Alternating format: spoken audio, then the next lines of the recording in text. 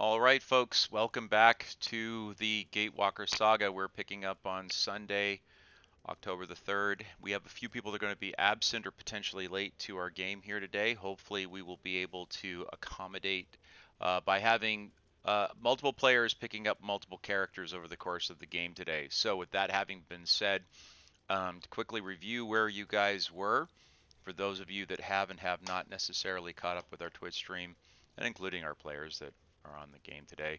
Um, your good friend Sildar was scouting ahead of you guys while you went into the Dragon Barrows to search for the weapon of power to use against the dragon kind.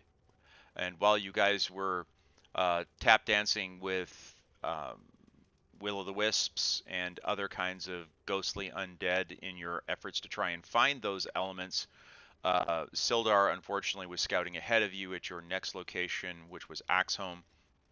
And when you came out of the Dragon Barrows, he was severely wounded and in the middle of actually turning into an undead himself, where he had been presented to you by a number of centaurs who helped you get back to the village of Phandalin, where you took him over to meet the good lady Galadriel, not Galadriel, sorry, Gariel. Wrong, uh, wrong show. And as a result, she was performing rituals to try and save him. He seems to be out of the woods, but he's going to be resting for a number of days. He's not expected to wake up for a couple more. So you re-armored yourselves a little bit, updated some of your material, and then you folks headed out with the centaurs to go to where Axholm was. Axholm, just to remind you, when Phandalin was kind of the seat of power around here, or at least the commercial seat of power because of Gatewalker Cave and the Forge, Axholm was kind of the main military base, as a position of last resort should Phandalin fall, and it was also the point where the army would muster uh, to present a military target as opposed to uh, a civilian one.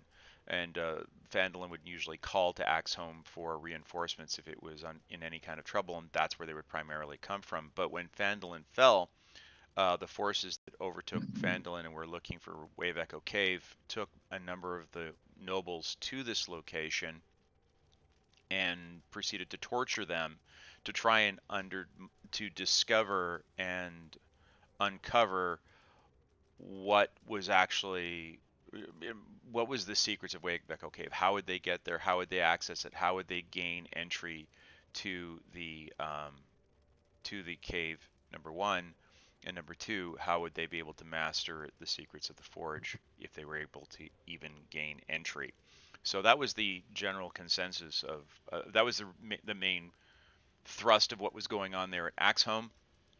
You also learned that according to myth and legend, one of the people that was involved with that was actually Abigail, which was the wife of the of Mormesk.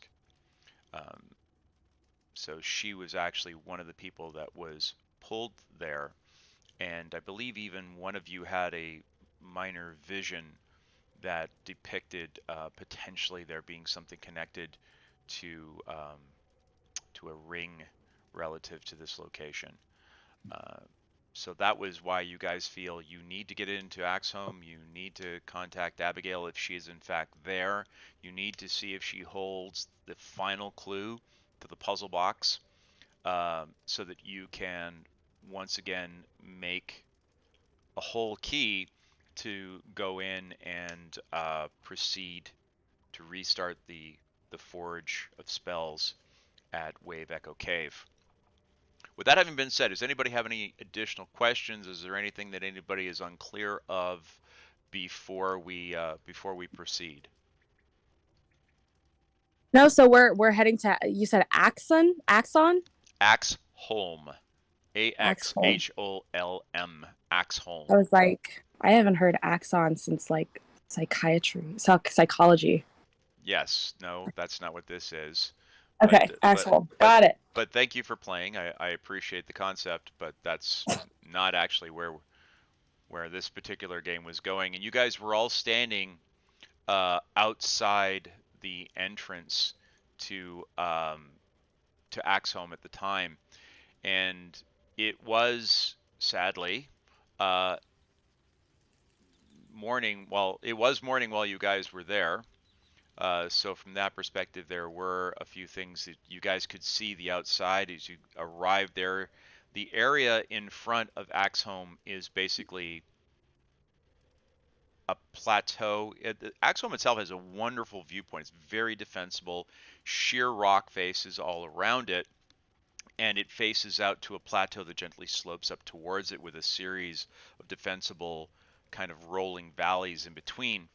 But the plateau itself, which was once at one time probably um, lush grasses where herds of animals that would feed the large army that's in there would normally be housed, unfortunately, um, is now mostly dead. The grass is gray and or yellow and brittle, and it seems to the demarcation line as you were coming out of the forest and you were going along this lush grass, and it was all of a sudden boom, there was this drop off point where the grass just was dead. You guys have uh, now you're standing at the front of Axholm and you're looking at the old face of this rather impressive uh, military base. You're looking down the entranceway. The entranceway itself is about 15 feet across. The stone itself shows marks of many, many battles having taken place. You can't really see much on the inside, but let me take you guys there so you can see where you guys are. Steve, let me know if you've run into any problems relative to being able to get in. Let me know when you No, all I see don't think this. so. Okay, great. So, like I said, it's middle of the day where you folks are out there on the outside of the plateau. But you already pick up a sense of foreboding coming from this location. The the mountainside itself is this dark gray granite, and it looks like this was, I mean, both Druger and Cauldron and Ruger, having been either dwarves in this life or in their former life, they recognize this as very much dwarven construction, very similar to the dwarven ruins you guys saw on the other part of the mountains. Actually, not too far away, about a day's march away from where you are. the The passageway itself is bulwarked on either side. Basically, right here and right here is just sheer stone faces going up about 40 feet high, smooth and seamless stone, like it was cut. It was literally carved out of the side of the mountain. But down in front of you, right about here, uh, is a portcullis. You can see these thick, heavy metal poles that have clearly sunk themselves down into the foundation of stone, coming from the ceiling above all the way down to the ground below, uh, very heavily and deeply anchored into the stone itself. Um, it looks like it hasn't been disturbed for a very goodly long time. And there's really no major features along the way, except occasionally along the sides, the walls, about every 15 to 20 feet. You guys see along the edges of the walls the kind of the portal or the arrow slits in the wall for large weapons of war like ballistas and scorpions, and above you in the ceiling, murder holes for the dropping of iron spikes, and potentially even dropping boiling oil. It doesn't appear to be anything around that you guys can see. There's no activity that you can sense, although Perry Ruger, when you started using your sense of it all, you started picking up on a very, very, very strong sense of the undead, and it was quite strong, almost to the point where it was beyond your ability to kind of take it. It was like, if you, it kind of presents itself to you as a smell, and it smells putrid and it smells like rotting meat. And what you sensed was quite literally so strong that it darn near knocked you off of your feet, and you almost had to kind of ignore it for a few seconds because you quite literally could not. It almost made you puke. It was so strong. So there is clearly a significant amount of undeath or fiend or demon or some combination thereof inside this place. My sense tells me which one is which, so Right. I would So know if there was more than one, which one's there. Yeah. you pick up undead and you do pick up fiend as well. Great. Just because one I was let not the enough. right. I'll let the party know what we're headed for. Now, you had shared that with the party last week, and as a result, in fact, you were picking it up when you guys were approaching from the forest. And based on the fact that you guys had already known that Sildar had run into undead in his activities, and that's the whole reason why he was in the bad state he was in, the clerics had chosen their spells accordingly based on that. So inside of their, I guess, how would you put it, their spell books, their spell list that they had prepared, things like being able to pick up spiritual guardian was one of the things that several of the people had picked up and now had prepared in order to use if that was really going to be an issue. All right. Very good. Hey, can Angelina do a protection against good and evil? You can, but it has a very short duration. So Hmm. that you guys had talked about doing that, and so one of the things you had decided to do, first of all, was to cast aid on parts of the party that you could cast that on. So that was number one. And number two, you decided to take Speak with Dead as a spell that you would bring in, which is a necromancy spell, which you're allowed to use. And that's what you would bring in as a counterbalance. So you would not be, not everybody in the party would get the benefit of protection from good or evil, but nonetheless, you guys still could cast that if you need to, if you were in great need. But you decided to, because you figured dealing with a lot of undead, that maybe Speak with Dead would be a really cool thing to have. All right. Got it. Okay.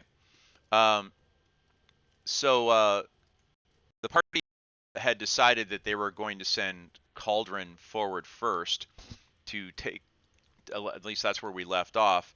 She was going to inspect for traps heading into the portcullis because, let's face it, there are rather some very large, very nasty looking weapons of war already pointed in your general direction. God only knows if they are completely old or if they're manned in one way, shape, or form. By the way, I'm quickly going to check everybody's hit points because something very odd happened when we applied aid.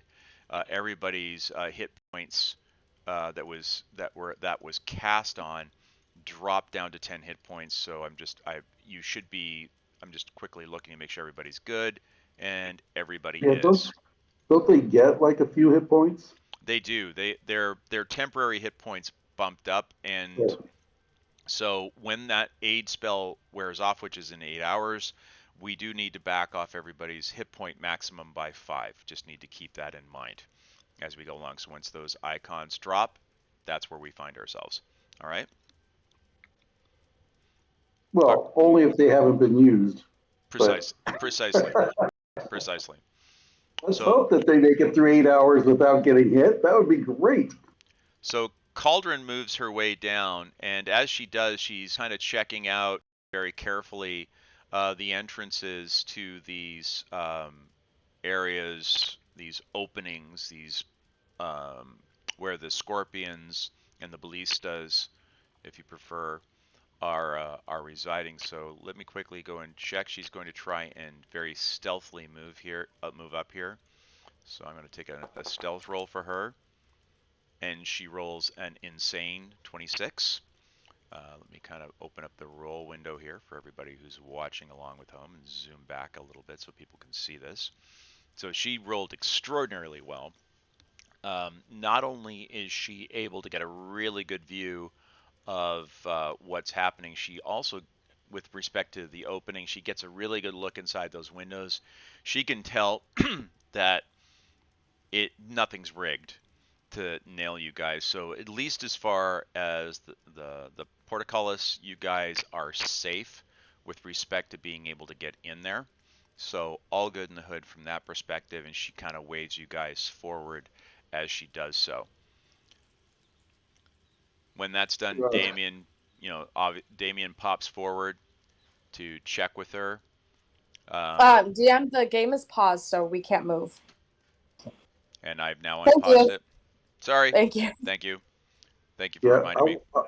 I wanted Druger to check out the buildings for any kind of secret passages or hidden ways in. Alrighty, go ahead and give me.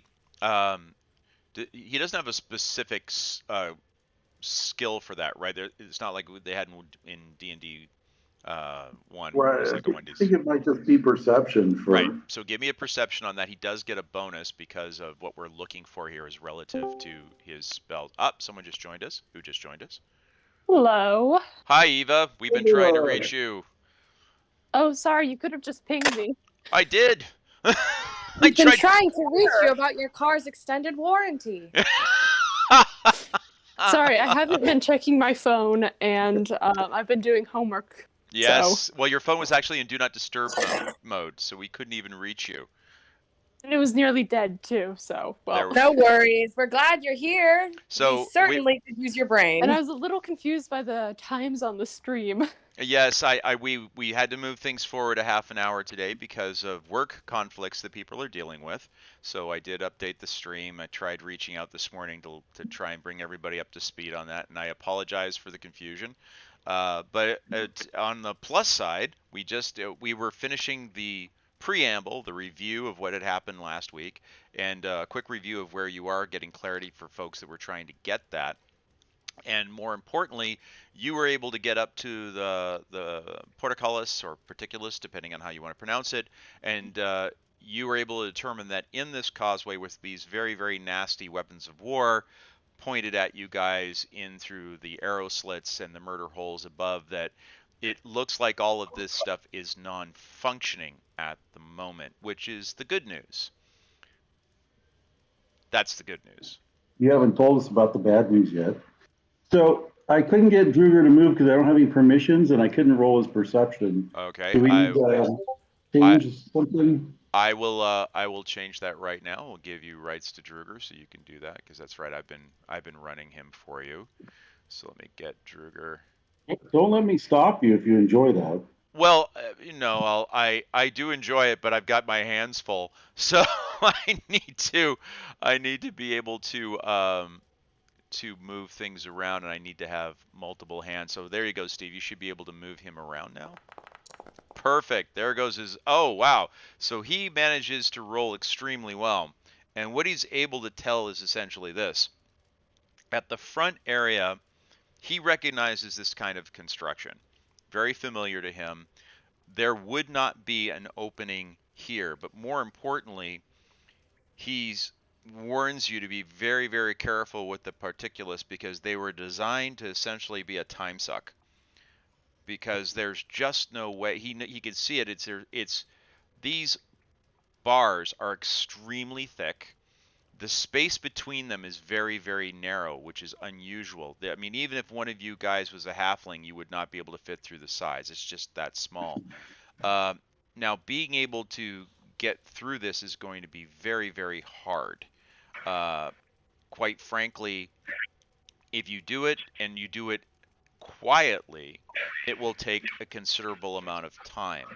However, he also knows that these kinds of constructions on the roof of the place, which in this case would be the top of this cliff face wall, there would probably be chimneys to allow for all of the different, cook sites, the forges, the cisterns, the privies, all of the inner workings eventually have to vent to the outside.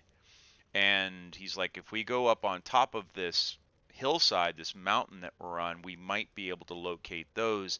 Those might be less path of least resistance to get in, but we're not going to know which ones necessarily to go down, nor what necessarily is waiting for us at the bottom when we get there. True. So it's either... But it's better than making a lot of noise going in the front door. Well, if you guys go in through the front door, you're bending rusty metal bars that are easily as big around as your forearm. It's going to take a long time. Right. It can be done. Like if you guys set up like like the whole concept, you take the hemp rope and you start twisting it and you start wetting the rope kind of thing, you'll eventually be able to bend them. But it will make noise. There's no doubt about that. And it will actually damage the portcullis. You guys can try and lift it, but Druger looked at it and he just kind of looked at you guys and going, I want to sit here and watch you try and lift that. But first of all, let me get a glass of ale out because this is going to be good for a laugh. This is large industrial military grade kind of portcullis. It was meant to stop armies. So an adventuring party, not going to be able to easily move this. Yeah, I was planning on a different way in. So why don't we go back to the front of the building, try to find a way that goes up to the top, and on our way check for hidden entrances, which probably aren't in the front, but might be along the sides. Okay. What does the party think? I agree. I am not bar bending material. No, that wouldn't exactly be your forte. Let's be honest. So I'm going to move the party here to make things simpler. I'll move you guys back out to the entranceway here. Druger, armed with this new information, I'm going to allow him to kind of continue that excellent perception roll. Starts looking around the outside, and as you guys do, you notice that there is a very small on this corner here and on this corner here. There are very, very small depressions in the stone that could be utilized as a type of, not really a ladder, but hold points that you could use the corner of the building to start to walk up to get on top of the stone construction or the stone area of the hillside that this rather impressive military building is carved out of. What if we had somebody who has like really good athleticism, like Damien, climb it, maybe drop down a rope or something, just so that the less nimble ones in the party don't risk like falling down the side? So you mean be careful so that everybody doesn't die climbing up the side of a 40-foot sheer building? Well, that's just crazy talk. So that having Wait, been... but how do you guys feel about that? Or do you guys think we should look for other alternatives? That seems like a pretty good idea. I think it's a great idea. I have a pretty good, athletics is one of my attributes. Is that what they're called? Yeah. Correct. Can't you also like literally fly? Yeah. But with that comes all the... I like the way that he was like, yeah, but I don't want to. With that comes like all the benefits of activating my presence and something that their enemies inside might pick up on. So if we're going to be stealthy, I probably shouldn't do it. And if we're not in battle, I probably shouldn't do it. But I would do it to save our lives, certainly. Yeah, that would be kind of like firing off a very large glowing, yeah, very, Flare? Yeah. yeah, that would be setting off a flare. I've You got a need like plus an 7. incognito mode on Yeah. your device. Incognito mode. I like that I idea. do. A big cloak, perfectly dark. All right, so I've got a plus 7 to athletics, so I think I should be able to do it along with all maybe right. Damien. All right, so let me. Yes, you do, and So so let me just kind of build the right content here. Let me just quickly make sure that you guys after what we went through last week. Let's make sure that we don't reveal more than we need to with the map because I did fix that. It's just this map is one of those ones where it's really, really easy to accidentally show you guys more than you really should be entitled to see. So we won't do that. There we go. All right. So you guys are now. Let's see. So Damien. Damien decides he's going to take this one over here. Ruger, did you want to take this one over on this side? Is that it? sure. Okay, Yeah. great. All right, so And we'll send ropes and grappling hooks up first, but we should be able the to problem sort is of you free can't climb it. really get a good look of what is up top. I mean, you can Right. see that in such a way that you can't really get an idea of what's up there. You don't know if there's an edge to hook this onto, or if it's just bare rock, right? Then we'll just try to free climb it, and if I get into trouble, I'll just fly. But All right. That being the case, Damien goes ahead and gives us an athletics roll. All right, what did you come in at with your athletics? All right, the 16 and the 23 that the two of you guys managed to deliver is more than enough to be able to get to the top of the hill, and you find yourselves now up here on the top, running into a wall here. So let me move you guys. So you're quite literally standing on what you think to be the tops of these walls, which would be very, very strange for you to be able to see. Let me go to. is there anything to tie a rope to with a grappling hook? You see that there's a lot of loose rock up there that you guys would be able to get your hands on. So Damien can't really see you. There's too much rock in the way when he gets, because there's actually, not just rock, but partial construction on the top of this thing. It's kind of it's clearly the roof of whatever this structure should be. Okay. Are the two towers connected? In the middle is a rather high piece of stone. So this area in between, which is where the portcullis is, the whole thing slopes to right about here, and then it gets quite tall. There's about another 20 feet of stone above this. So right where you guys are looking here, there's actually kind of something getting in your way. Damien starts walking towards that same location, and eventually he tries to scale over the top of it, and he eventually manages to catch up over on your side. You find that the good news, you guys have the grappling hooks, you guys have the hemp ropes, super easy to lower them down. There's plenty of places to go and anchor this in deep crevices that are inside of enormous pieces of granite that appear to be single pieces. The entire cave face would have to come down in order for you guys to lose your connection with it. So the good news is you can find textbook places to anchor your ropes with very little risk of anybody falling. Excellent. Is there anything else up there? Like an entity, an undead? No, you don't. At least in the limited view area that you have, there's an area you'll have to start scaling about 15, 20 feet to the south of you. But other than that, it appears to be relatively smooth where you are right now. Then what's the bad news? Well, the bad news is the rest of you have to climb up. Oh, that's fine. I think that the clerics maybe should go last, or at least one cleric goes at a time, in case someone plummets to the ground and needs to be healed like immediately. Okay. All So righty. that would be I want- Cauldron and Druger, right? Actually, where are you guys? Okay. I hear what So you're saying. Druger can go absolutely last, just in case something comes out by surprise. He can probably handle it. And I agree with you. One of the clerics should also go right before him, in case somebody falls or needs healing or something comes out that's undead.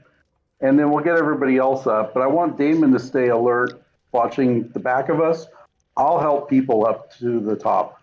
All right. So Damien climbs up to this spot here, so he can kind of keep an eye down on you guys down below. I'll move him artificially forward enough so that he can see you. There we go. It's just not the most ideal place in the world for being able to keep a view on you guys. There's just a lot of crap in the way. And he's looking in this direction over here. He's not seeing a whole lot, but what he sees I'll share with everybody when you guys get to the top of the hill, all right? Okay, I'll notch my crossbow and set it next to me in case I have to fire down on something. Okay. But I'll focus on, getting the rope down to people, helping them up, grabbing them as they get closer. Excellent. All right, so who are you going to have? Who's going to be the first one coming up? Cauldron, Cauldron. Okay. I vote. All right, Cauldron, because Over of the here. rope,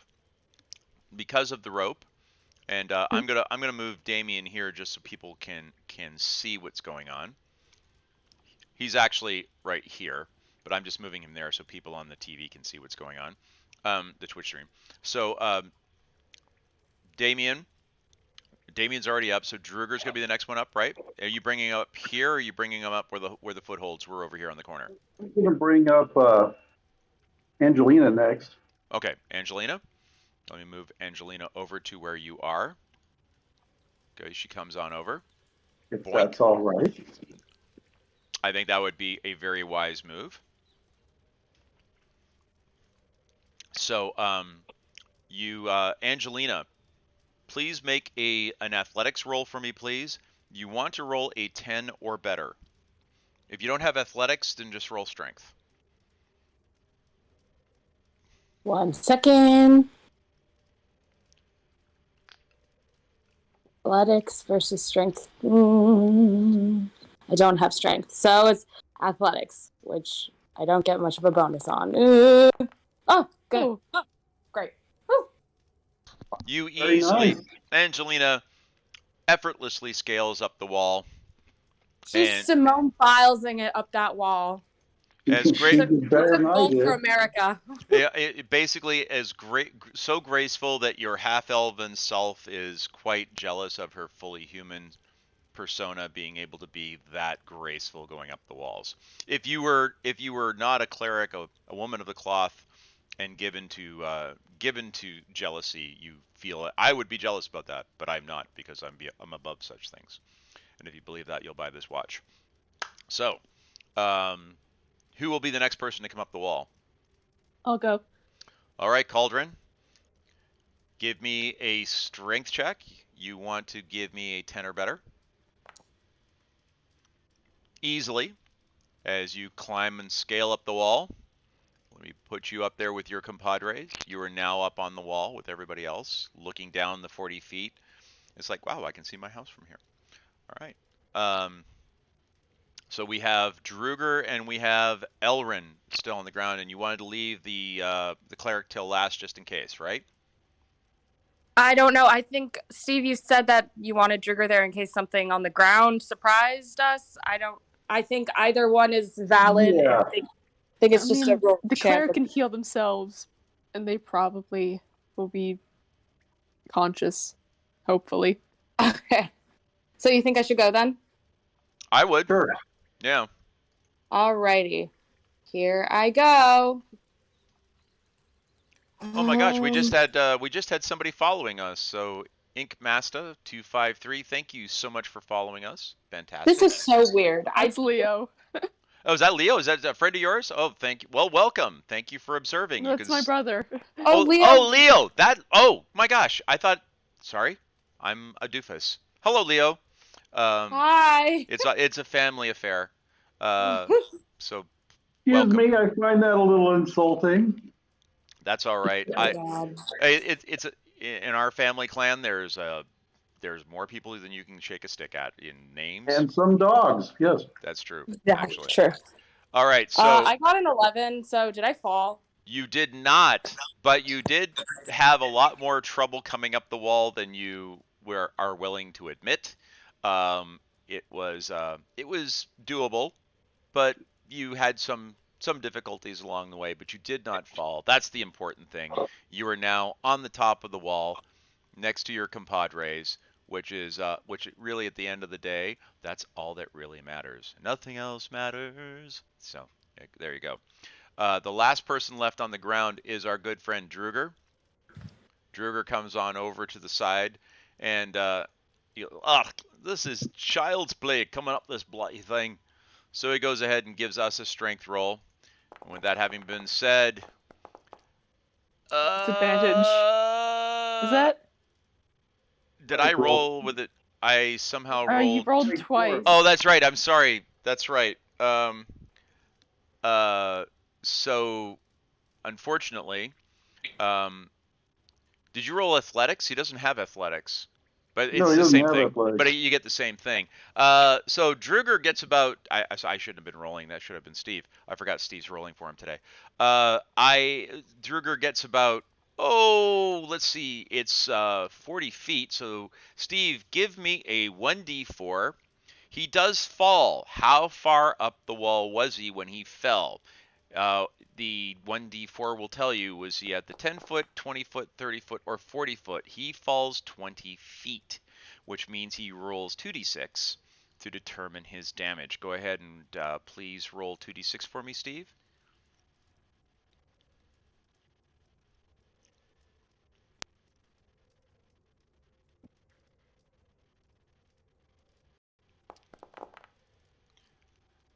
He's clearly managed to hold on to the wall, the rope a little bit as he fell, but he does lose 6 points of health as he falls, sort of half hanging onto the rope, half sliding down the concrete, but he does come down with a curious thud and loses 6 points of health as he does so. Why did he lose 6 points? Sorry, I saw a 1 and a 3. The first roll was to see how far up he was. I apologize. I thought the second one was a 2d6 roll. Yep, gotcha. So I got to give you 2 points back. So that's 58. Sorry, I thought that was the result. All right, so he takes a little bit of damage, but what's more hurt than anything else is his dwarven pride. As he lands on the ground, he goes, we dwarves are natural diggers. We're lost on climbing. So go ahead and try again as he tries to come back up the wall. He didn't, fortunately. Let's do a strength roll. And this time, he comes flying up the wall this time, hand over hand as he comes up the wall, and everybody is now high up top. And actually where you guys are is actually, now that you're all up here, you're actually in a slightly different spot. Where you actually are is over here. So let me bring you guys over. Whee! There you are. So this is where you guys are. You're up here in this area. So this is where the rooftop actually is. So you guys are a little bit higher up there. Let me just give this a little bit of a wiggle. There we go. It's not lining up the way I would like it to, but that's okay because these things happen. Let's do this. You're not great at climbing, but you're pretty bad at falling. Yeah, well, you know. We're gonna have to find a way down for you into the fortress. Exactly. I'm getting drawing. Let me get rid of that. Just get rid of this. Oops. Nope, that's not what I wanted to do. That's what I wanted to do. Was do that. There we go. I'm getting a weird shadow underneath you guys. That's fine. But you guys are now on the top of the building, and what you basically see in front of you is just a lot of broken brick and stone and sparse little bits of plant life. But as you're looking around, you see right here, you see a small circle of brick on this side, and you see another small circle of brick kind of in the same depth from coming from this front wall in the rooftop over there. So you can see two what look like somewhat crumbling, ill ill maintained, because clearly no one has for a very long time, tops of what would have been dwarven chimneys up on that part of the construct. Okay. Cauldron, Druger, you want to take a look? Yeah, let me try Sure. and Damien, you want to stay vigilant with them? yeah, See how they look for breaking into the place. I'm just trying to draw these for you guys so they can Send see our exactly. burglar. If you see a dragon, run. I don't think you're gonna need it. Good I don't think. advice. I was gonna say I don't think you're gonna need to tell her twice.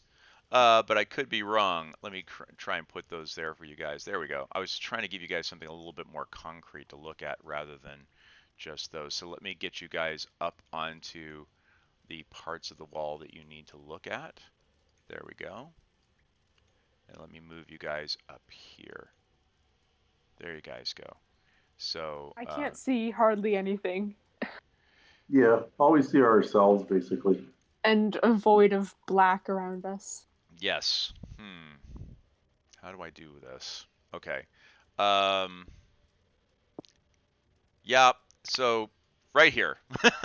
That's where you see one chimney, and that's where you see the other. Sadly, this they didn't put a rooftop on this thing, but yet this is one of the ways you can get in, which is the way you guys chose, which they didn't give me a map for, which is a little frustrating.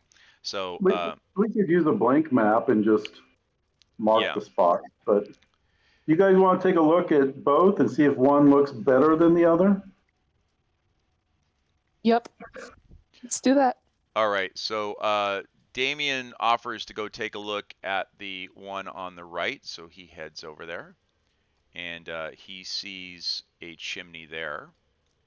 And Cauldron, you come over to take a look at this one here, and you see the top of the other chimney there.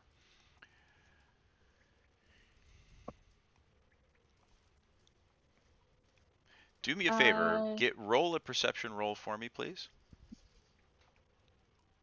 I send Druger over with Cauldron. Okay. Because of the rather poor state of repair of the chimney itself, you can't even really get a good view of how far down it goes. Dwarven chimneys do not go straight up and down, obviously, because that would just be an welcome invitation for rain and other things. You see it goes down about 5 feet, and it cuts over to one side. But as you try using your nose, you try looking for traps, you can't really see anything of particular interest. You can't tell if it's trapped, at least based on what you've seen thus far. So there's really not a whole lot you can get a read on relative to what you're seeing inside of there. Damien, when he goes over, looks at his, he goes and checks out his spot, and he rolls exactly the same thing that you rolled on your perception, and he sees exactly the same thing you do. It goes down about 5 feet, cuts over to one side. Doesn't look like anything's in the parts that he can see, but he can't really smell anything, he can't see anything, he can't hear anything. Okay, why don't you guys swap and see if you can see anything? And Druger can check out both and see which one might lead somewhere hospitable. That would be double dipping, so that would be a little bit untoward. But why don't you send Druger over so he can maybe give you guys a little bit more insight on the actual construction. So Druger goes over and takes a look at Damien's, and he looks down. Let me give I mean, this is really based on his understanding of stone and so forth. So this is more of we'll give him an insight roll on this. Does he get advantage or something from stone cunning? Yeah, that's what I went and rolled insight, and then I was like, oh, I should probably give him advantage, but he ended up rolling a 21 anyway, so it was fine. He says that these are pretty typical utility chambers. These ones are quite large in terms of circumference. A single person could easily make their way down.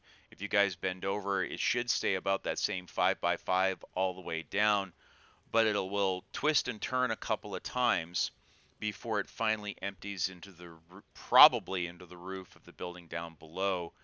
These were usually set over like a brazier or some sort of a heat source in a larger, common room. This is not, judging from like, it's not like something would have been over a foundry, for example. It's not that kind of a chimney. Good. Yeah, he carries mason's tools, so I think he's a stonemason too. He does. He does. So, like I said, I would have if I had blown that roll, I would have let him roll again with advantage because of his stone cutting tools and his stone cutting background. So we would have re-rolled that, but he rolled it anyways. I blew it. He didn't. Does anybody in the party have a preference? Just checking. There isn't heat coming out of either, right? You put your hands over. There's nothing. There's not even really a strong breeze coming out of them. It really just kind of feels like still air. There's nothing going on. Try the paladin divine sense and see if one of them feels more fiendish or dangerous than the other. Okay. You're through your divine sense. And I won't move you back and forth. That's a little bit cumbersome, but at looking over either one, the one on, well, they kind of feel the same, quite frankly, because there's just so much going on down below there that it's really kind of hard to get a read. But for the most part, it feels pretty much the same, just icky through either one. Okay. I can cast like light inside of it if that's like an issue. Oh wait, we can all see in the dark, can't we? Minus Angelina. Many of us have dark vision, but not all. All of you have dark vision in one way, shape, or form. The two people who do not are Damien and Angelina in her current form. But Angelina and Damien, if you guys recall, at Port Town, they both bought medallions of dark vision. Oh, great. So we can all see in the dark. You guys, they can all see in the dark. Those cost you a small fortune, so use them well. I'm not worried about seeing, but undead are also cold, just like stone, usually. So you won't necessarily see the undead coming. So I'll go down first. Alrighty. So you tie off a rope. You pull up your ropes that you guys had anchored at the top of the wall, and you do, again, not a problem finding an anchor point for an iron hook in this facility. Go ahead and anchor it. You lower it down. The 5 feet down, I'm not going to make you roll for because that's pretty easy. But as you go down, it does jog about 10 feet to the left, and then it drops precipitously. And you see that when it gets to the very bottom, it angles over to the left again. So you can't see where it comes out, but you can tell that it shifts kind of out of your sight. So you're going to come through whatever the rooftop is. You're going to come through that outside of your ability to see where you're coming down. Okay. Does that sense, the divine sense, allow me to detect undead close enough that I could actually like fight with them with my blind sense without needing a light source? I don't think you'll have a problem. I mean, the undead in dark, it's not infravision. They are cold. You can make them out, but it's not like Okay. they're not necessarily the easiest thing in the world to see. But the good news is that you do have an opportunity to potentially see them. All right? All right. Well, I'd be foolish not to bring the owl out and send it in. All right. So we are going to call out the owl, are we? Probably Yes. probably a very smart call on your part, sir. Trusty owl. Yes, absolutely. Boo, my favorite owl. All right, I accidentally lost where I lost my screen. Let me get these ones down really quickly so I can see where I'm supposed to be. That is the wrong screen.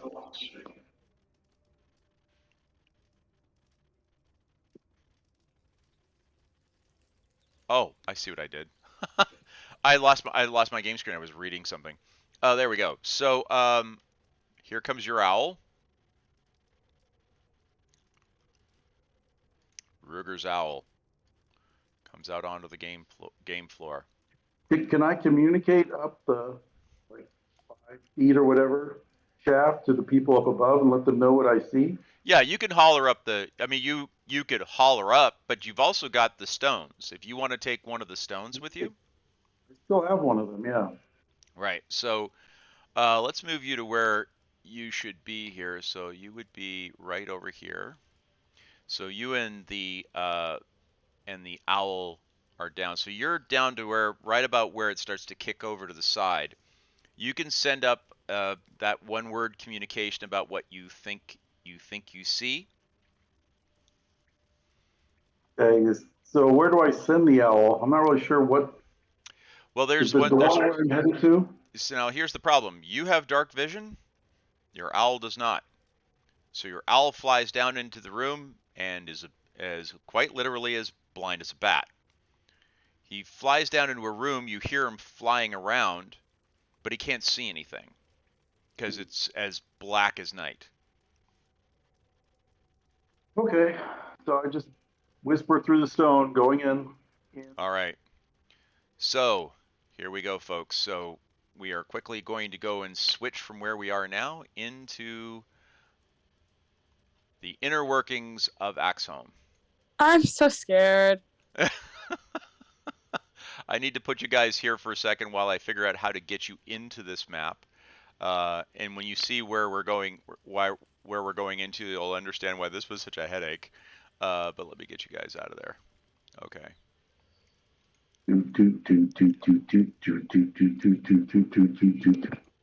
Yes, there's a little bit to be afraid of. Be afraid. Be very afraid here. So, hold on. The Jaws music. Oh, for God's We sake. can see. Yes. I don't know why. Let's do this. No, we can't anymore. Yes. Okay, we didn't see the bad guys, which is, seeing a bunch of dead space is not really that frightening. Yeah. Or that informative. Yeah, the worst is when we catch a glimpse and we're like, oh, great. All right. Yeah, hordes of undead ahead. So here's what I'm going to do so that I can prepare this map because the game is working against me. I'm going to make you guys sit here for a brief moment. I'm going to send you guys here so that I can prepare this map properly because I didn't expect you guys to go up to the roof, and it was a little harder to prepare that than I was expecting. So let me go in and get this ready for you. Here we go. All right. Sometimes I wish we'd kept that loot. That could have been really handy. At least a lot of fun. From a game, from a role-playing perspective, those things can be a lot of fun. Right. But from a combat perspective, I think you guys made the right call in the sense that you wanted a little bit more to play with there, which I launched the loot. I launched the loot at the man's head. Okay. Mine are 13th, and it just drives him insane. Yes, exactly. All right, there we go. I'm getting. It literally sounds like I untoned my loot. It's no longer in tune. It's discordant. All right. What's new, Pussycat on loop? All right, let me get you into where you're supposed to be. So. I just keep playing the girl from Ipanema over and over and over and over and over. That's how we're gonna win the game. Should have kept that damn loot. Bore them to death. We're going to bore them to death.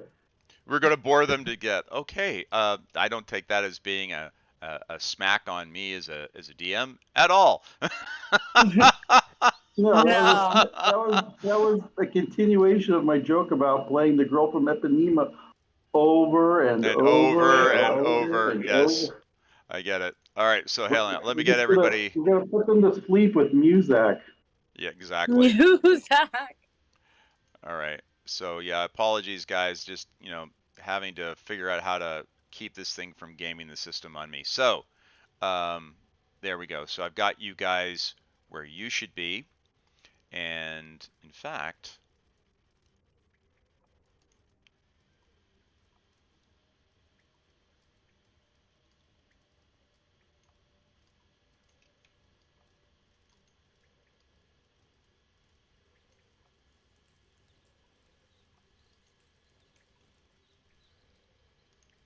I'm gonna actually let the game work in my favor for once. There we go. All right. So I'm going to bring you guys back to Axholm now. My apologies for having to do that. I just could not figure out how to stop that from happening. So you guys are now. Well, that's dark. It should be, and then we have to do this. There we go.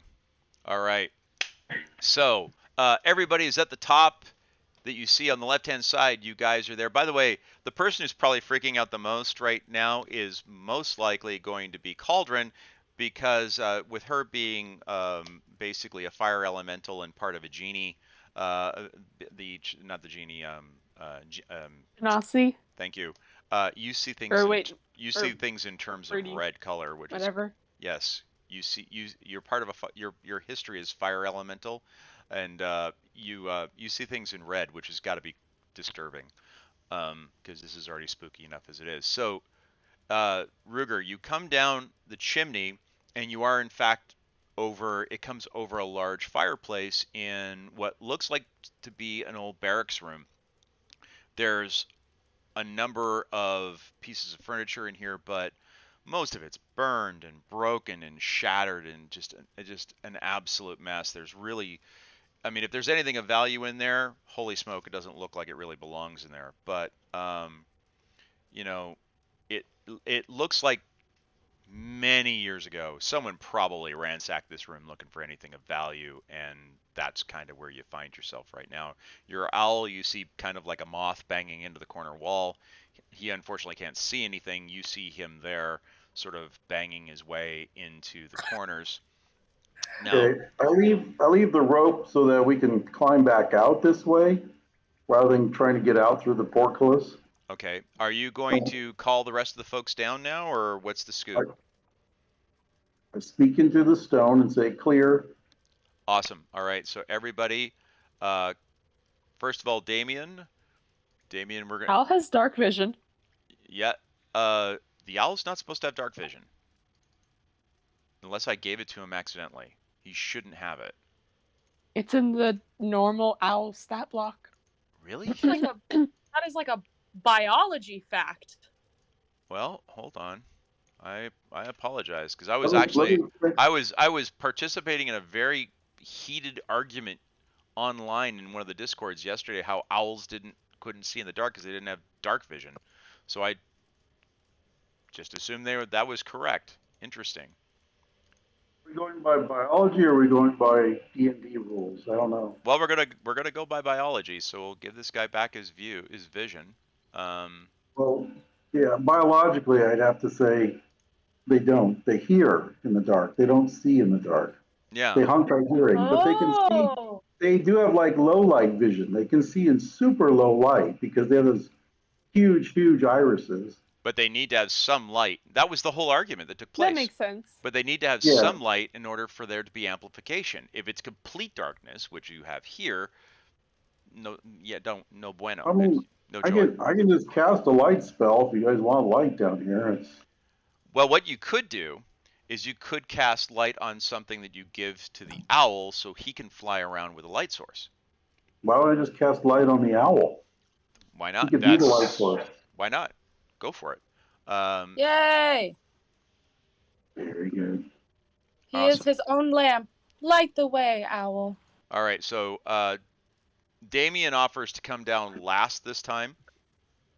Cauldron, why don't you go first? Give me a roll. You need to roll an 8 or better because you don't want to fall. But go ahead and give me a roll. Of what? Strength, by the way. It's asking for a saving throw for the owl. Can I just ignore that, or he just wants to throw it? Well, technically you shouldn't, but we're gonna allow it because he's your familiar. Well, I mean, we'll let it happen. Yeah, he can throw the saving throw. Right. So let me. He's now glowing. So yes, he's now actually casting light, which would be 30 feet of bright light and 60 feet of dim light. So let's do that.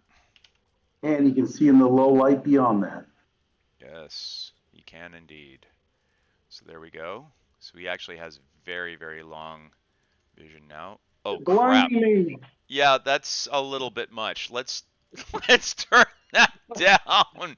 Oh my God. Nova. Yeah, that was a little more intense than I think. Cloak hood over the owl. Yeah, I think that was way more intense than any of us were expecting.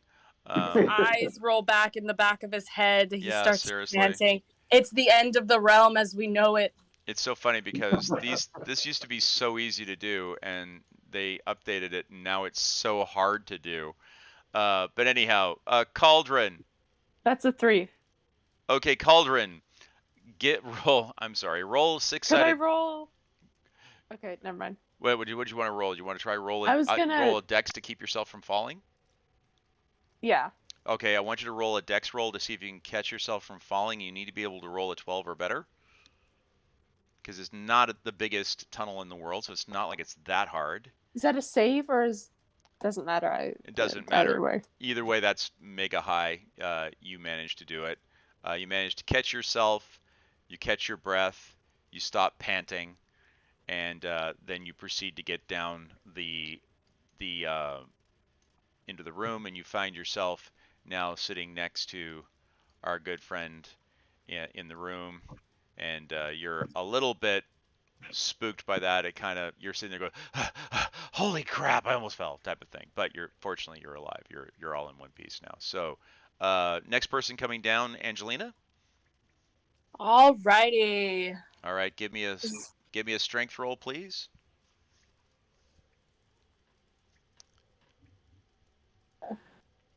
I think it was athletics because I don't have strength. Cool, go ahead. You have strength, but that's all right. It's the same thing.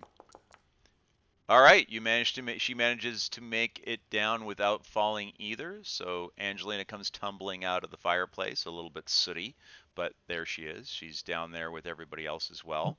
Next, Druger. Let's bring Druger down, not at the last this time. So Steve, go ahead, give me a strength roll on Druger. Okay, Cauldron, can you look over the room for traps and check the doors and see what you hear? Sure. Is this a door? That is a fireplace. Ah. That's a fireplace. That's where we came out. All right. He easily makes it down this time, determined not to fall again, to try and maintain some semblance of dwarvenly pride. He steps out of the fireplace. There's a lot piece of cake. All right, Elrin, you're up now. Go ahead and give me a roll, please. All right. Roll on your strength. You want to roll an 8 or better? You gotta show Angelina up. Yes. You're a half elf. Ah, there we go. The elven side kicks in. Yes, and when you get competitive, and down you come, and you're there next to your sister in faith, and the last person to come down will be Damien. Damien will use his athletics. He needs to roll an 8 or better.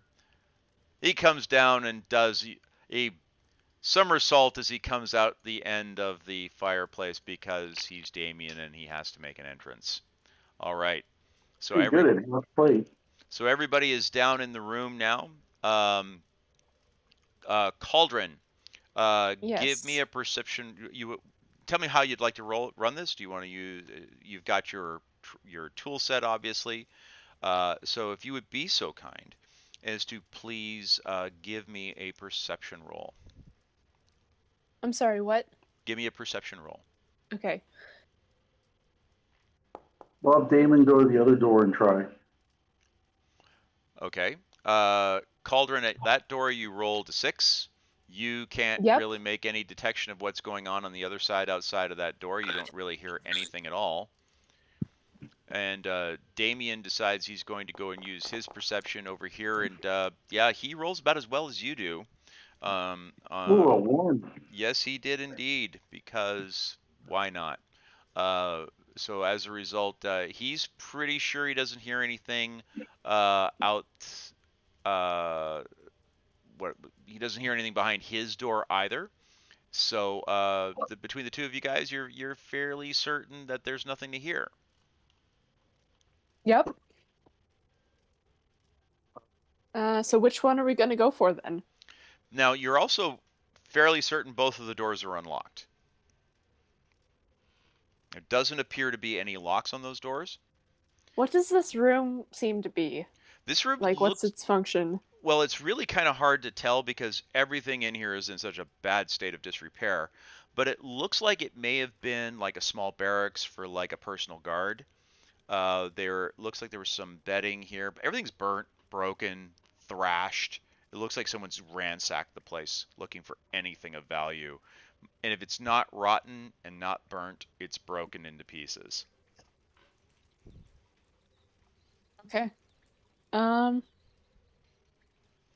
What order are we going to go in? We should get that down first. Well, two things. Tell me which door you're going to go through, number one, and then let's pick a marching order once we get in there. Okay? Okay, I'm going to cast locate object. What are you and trying to focus the ring, and I saw in my vision. Interesting. It said anything that I've seen before, I should be able to get a location on. So if it's here, it should show up. Now, technically you haven't quote unquote seen it, but you have seen it. So I see where you're going with this. So let's go ahead and allow that. I like that idea. An object that is familiar to you. All right. I So don't know what that means. you get a sense that kind of off in this direction is you're getting the sense that there's something. It's kind of going off in this direction. You feel like it's maybe it, but it's kind of fading in and out on you. But it's roughly over in that direction, and it feels like it's on the same floor with you. Oh. It's not like above you, higher in the mountain. It's not lower in the mountain. It feels like it's kind of even Steven directly in front of you as you're looking in that direction. So I tell the party, I think it's on that level, and I think it's in that direction. I just can't tell if it's the thing we're looking for. And the direction's like 45 degrees between the two doors. Right, and it doesn't make a difference which door we choose at this point.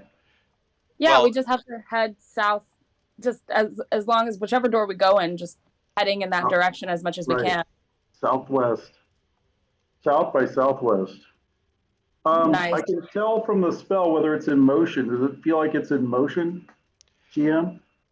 it feels like it is drifting slightly, but it's kind of hard to tell because it feels like it's going left, then it's going right, then it's going left.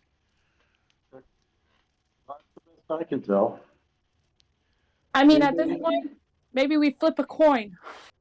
Yeah, anybody have any ideas? I can roll a D20, and then if it's even, we go the north door. If it's odd, we go to the south door. You might be able to roll a D2. Is that a what is that? Is that the triangle one? What? No, Actually, I think I there remember is. seeing- There it is. It's not on the seeing dice board, but you can roll it. It's a I've coin. seen it in whatever the physical dice, It is, quote it's- unquote physical thing. It's essentially a coin. You can flip a coin. So this one, number 1. This Yeah. one, number 2. Somebody Wait, put can the you? top I don't know where to find it. Okay, I'm going to. Oh, I am going to start doing things like this because you guys are dangerous. Uh, so, one moment whilst I do this. There we go. I Okay, just think I didn't put a space. it's all right. Yes, there we go. Go ahead and give us a roll. See what you get. Did it accept it? There you There we go. go. And you cocked it. How did you cock it? On my screen, it was cocked. That is so funny. That is so funny. Yeah, I really have to laugh at that because that was pretty hilarious. Yeah, I'm getting rid of the stuff that you kind of saw without what you weren't supposed to see. Sorry, I didn't mean to. It's okay. We understand. You are a rogue. It's what you do. So, nonetheless, so which door? Which door? So I think this one was number 1, Okay. right? All right. Making think sure, so. double checking. So Yeah, that door the was question is, what order are we going in now? Let's do the same that we did for the ropes. Maybe I think that's a pretty solid one. Druger in the rear, and then Ruger and Cauldron. Yeah, Druger should be closer to the front if Damien wants to fall up the rear because he's an alert one. So Gotcha. that would be my preference. Druger can put in a lot of hits very quickly. I'd rather have him up front than, waiting his turn. Gotcha. Okay, so let's send the owl through. all right. You send your owl out, and your owl starts flying around. You notice that the room is in extreme disrepair. You can see through him, can you not, Steve? Yeah. Okay. You can see that However, the room is full of broken materials, shredded fabrics, broken pieces of furniture, pottery, knocked over furniture. And as you begin to fly around, do me a favor and quickly roll a perception roll, but roll it with disadvantage, please. Okay. Roll twice, and we'll take the lower of the two. No. My perception or the owl, or does it matter? It's your perception through the owl. So am I rolling on the owl's table or my table? Roll on yours. Okay. That was my question. Okay. No. Yeah, I think the lower one was the first one. Yes. No. So, Dude. as he goes around that corner, the owl vanishes. Meaning he's been killed, or meaning He's gone. You don't know what happened. Okay. I say we close that door. But I can't, I'm assuming I can't pull him back from whatever dimensional pocket if he existed, I could ping him back. Correct. So And you're it's not working. you're fairly certain he's been destroyed. Okay, I tell the party, something killed my owl. It's the calm, matter-of-fact way that this Asamir goes and gives you guys most horrific news in the world that always makes me endeared to his abilities, by the way. Well, you're the soldier. I'm pissed. Ruger? Job opportunity. I'm coming with ya. He comes up to the front door. He's going to step kind of into this area first.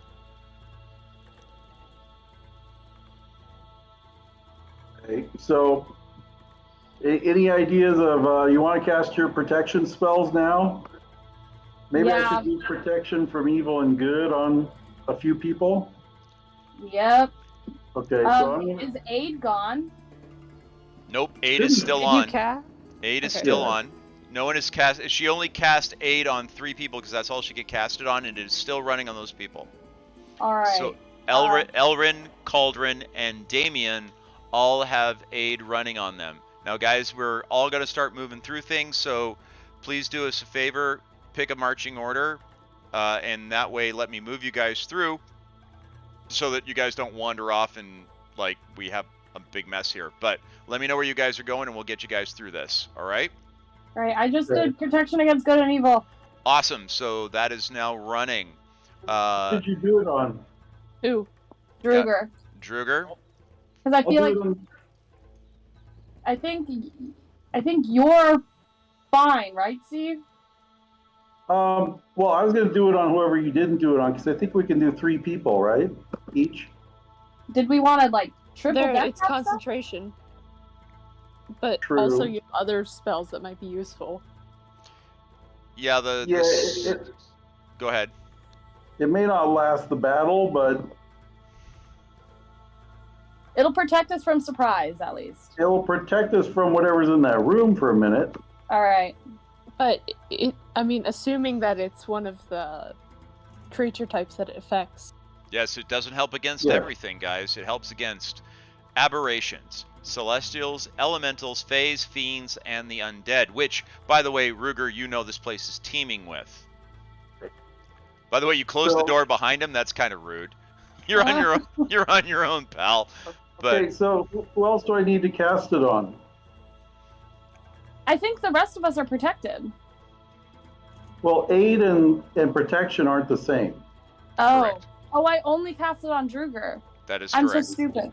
I'm so stupid! I want to cast it on Okay, I'm everybody. going to cast this on Cauldron and Druger, Okay. because he's already taken damage, and Damien, so he can get in up front with the rest of us. All right. Hang on, let me cast. Huh? I thought it was only one target. Was it a single target spell? Protection from good, evil and good? Yeah, that's one person. Oh, okay, so Druger's got it on him. Yep. I'll cast it on Cauldron. Does that sound good? To you, Yeah, Cauldron? sure. I think Cauldron could always use with a little bit of a boost. Yeah, that way you can get in behind him without worrying too much.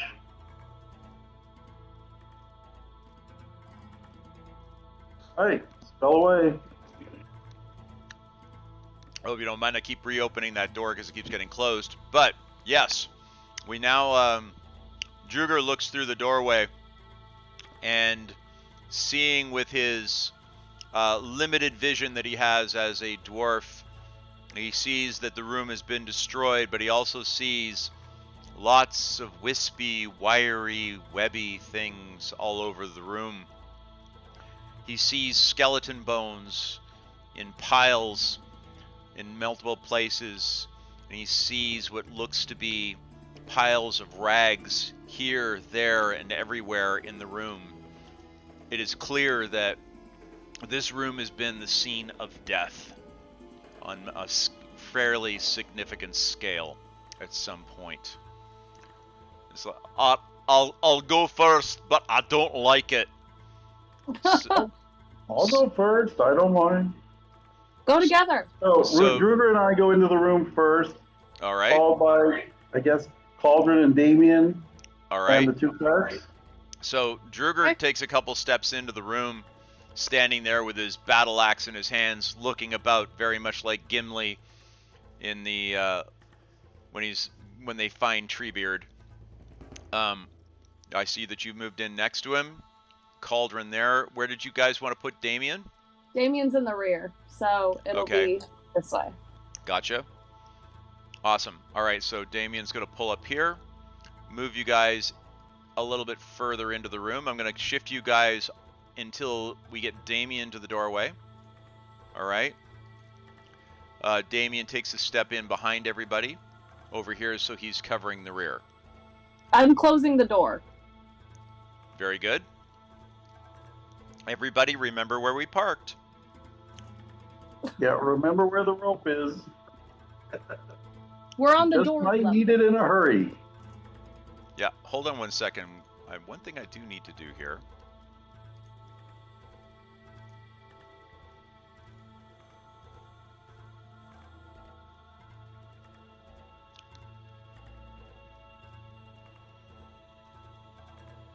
I see. I just wanted to check something here really quickly on people's stats. Interesting. You can no longer set the limit of how far you guys can see. So that's weird. Okay, cool. It is what it is. Very good. All right, so you guys are all in this room now, and you can see through your various abilities to see into this spectral area. You can see these things. All of you feel uncomfortable. There's a smell of death, even though it was a long time ago in this room. Where would you guys like to head next? Let's head south. Didn't the ring, wasn't the ring or whatever locate you were locating? Right. That spell is still running, by the way. And that's... Is it? Oh, Is no, it it wouldn't be, concentration? because... Yeah, it's concentration, and Steve turned that off. The last direction you remember it coming from is roughly over in this direction. That's the last place you read it from. So I say we head down that way and avoid any other trouble. All right. Right. All right. Druger just says, I'll take the front line. He moves up into here, starts moving his way through the room. 5, 6. There we go. So that's his move. Steve, I take it you're going to move yourself up next to him. Yep. Yeah. All right. So you come up to here. Okay. The girls, you coming in next. You're coming. Dave. So is it? Yeah. And then Angelina, are you going to go next to her? Yep. All right. Sorry, shit. Sorry, hold on. Ah. All right. And I'll get Angelina there. And Damien coming up behind to here. Damien goes, folks, I've got a really bad feeling about this. Cauldron, are you picking up any traps in the room? Cauldron, give me a perception roll. Yep, working on that. Nice. Beautiful. You're pretty certain there isn't, but you think you hear what sounds like lots of rats skittering across stone. No traps. Lots of rats. Okay. Can I? What do we do? This is gonna be bad. But we're all protected.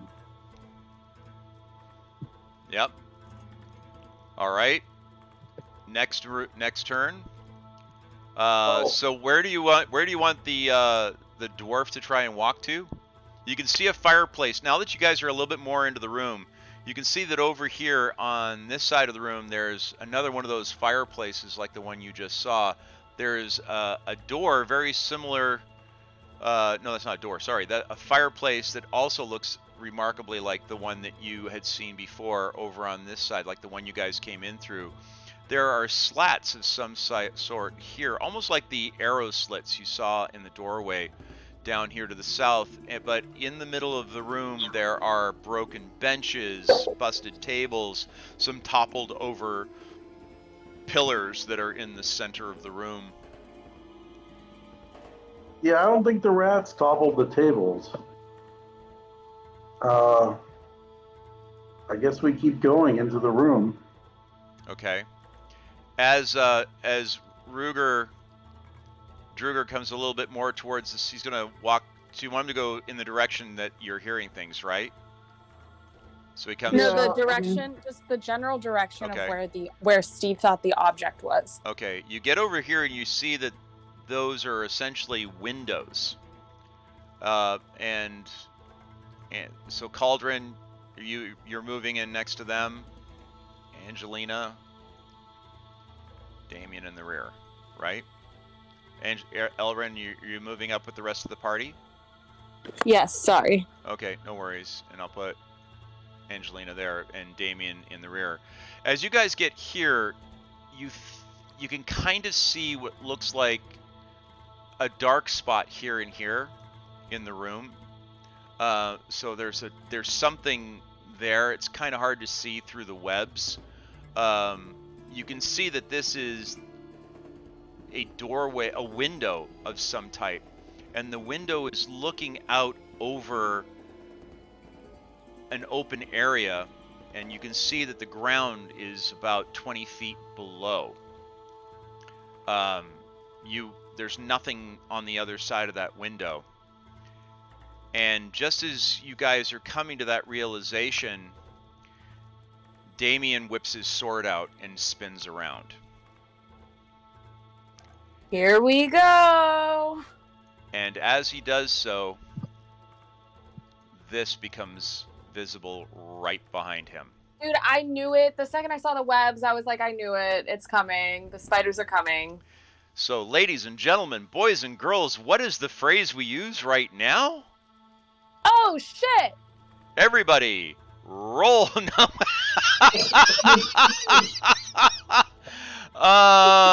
The other phrase that we use right now, which is roll for initiative.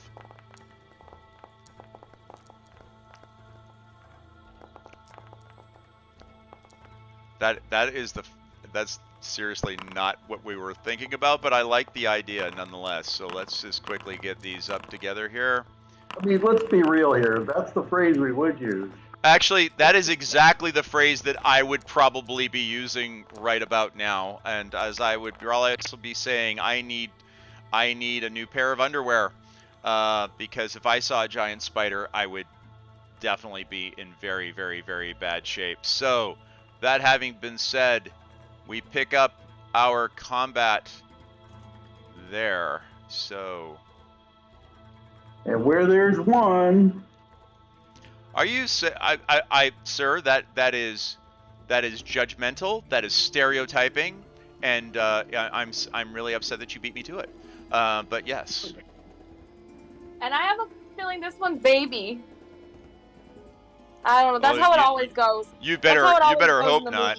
That's how it always goes in the movies. I've seen this movie. This movie doesn't end well. But yes. This is where they make a stupid decision. Yes. Ruger, it is your turn, sir. Despite the cat-like reflexes of Damien, you rolled better than he did. Yeah, that surprises me. So from here, can I reach the... Yes, you can. Okay. I will attack with an extra attack. There we go. I'll even give it a booming blade. All right. Target him.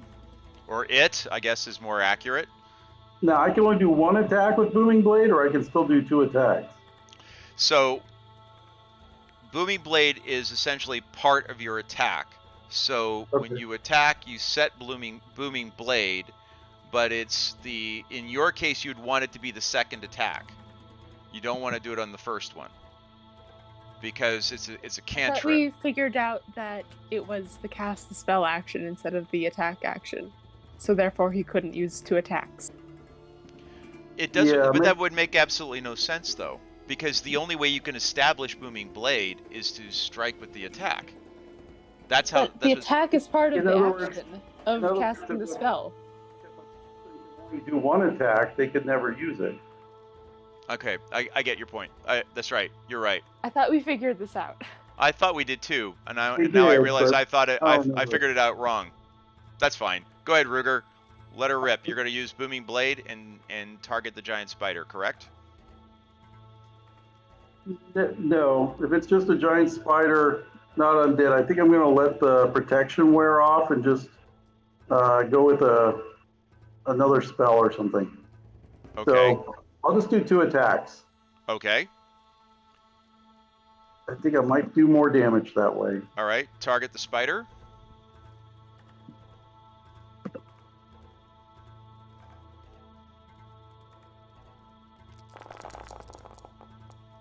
So that's the first attack.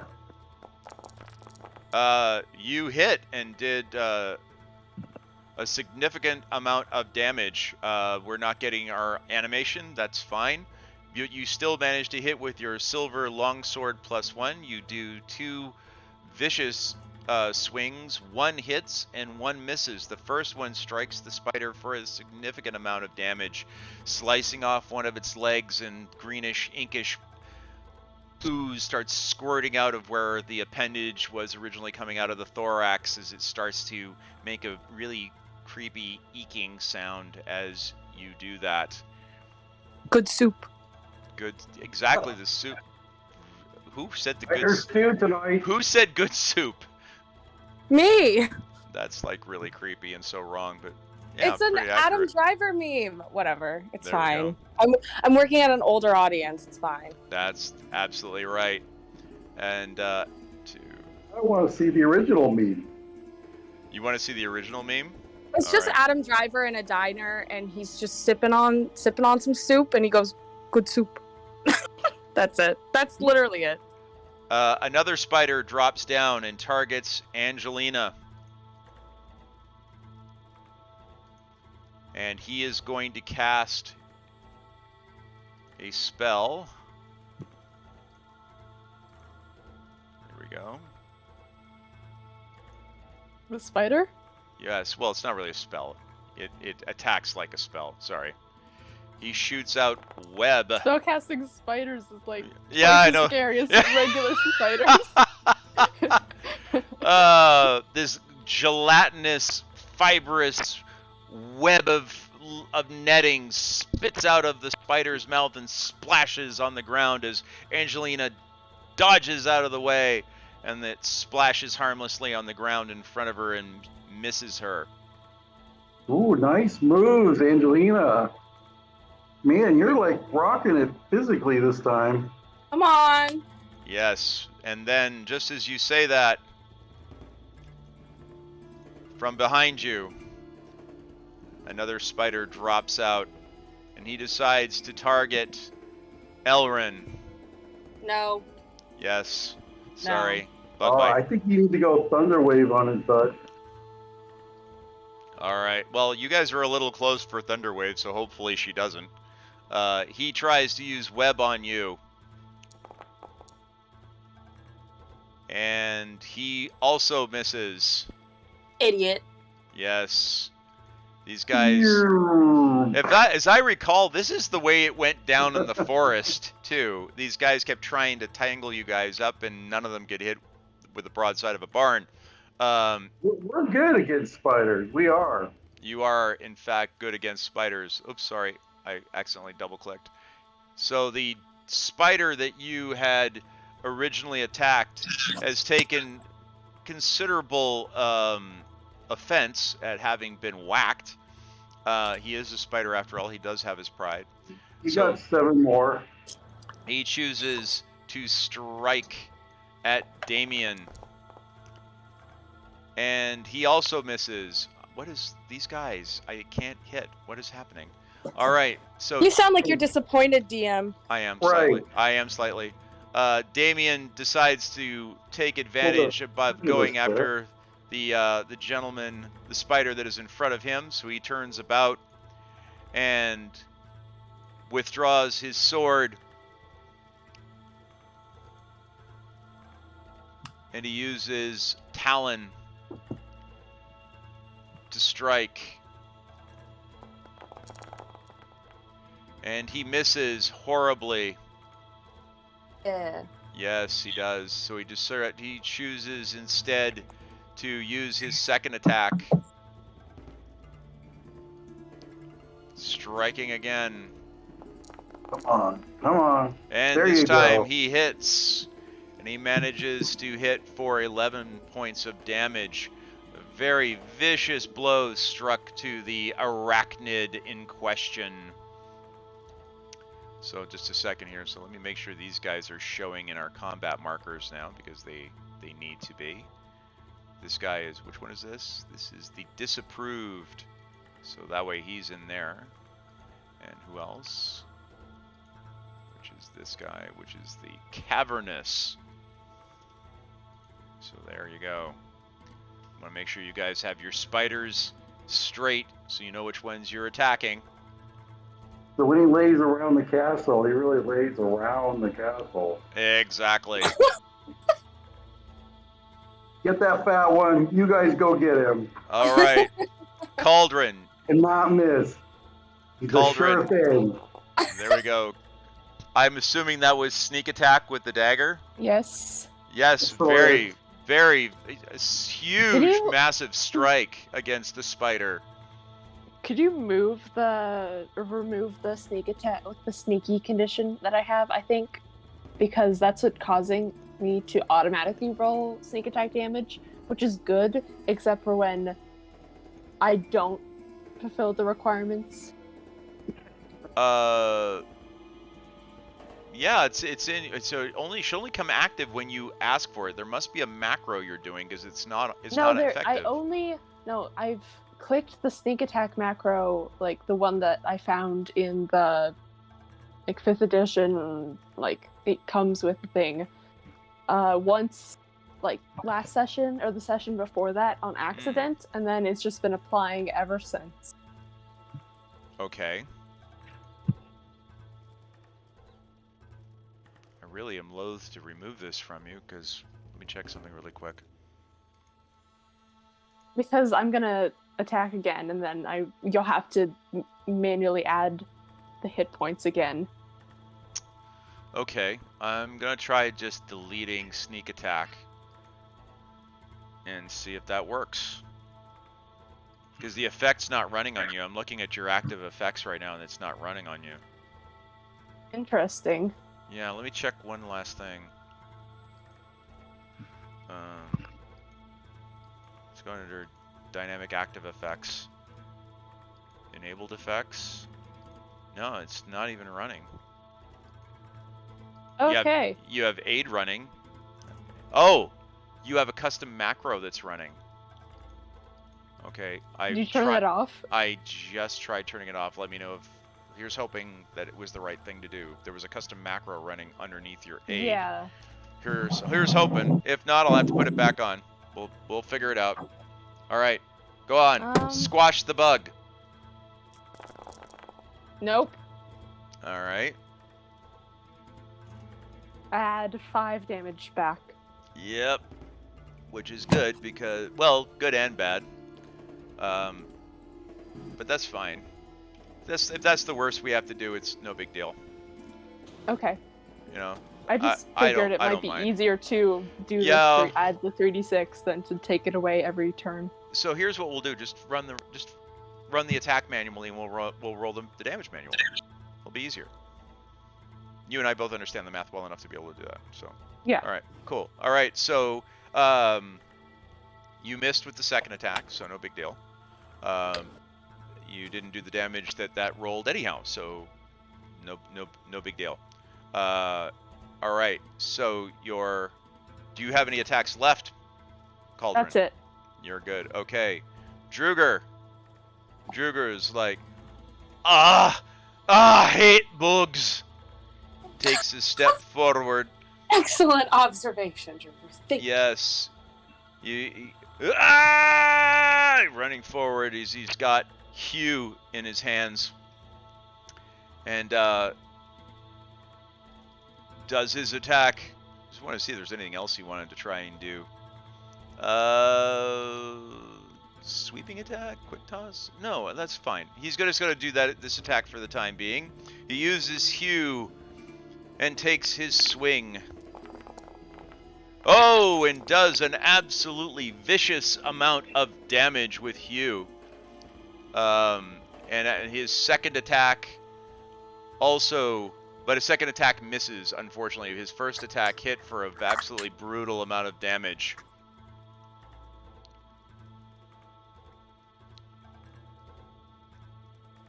All right.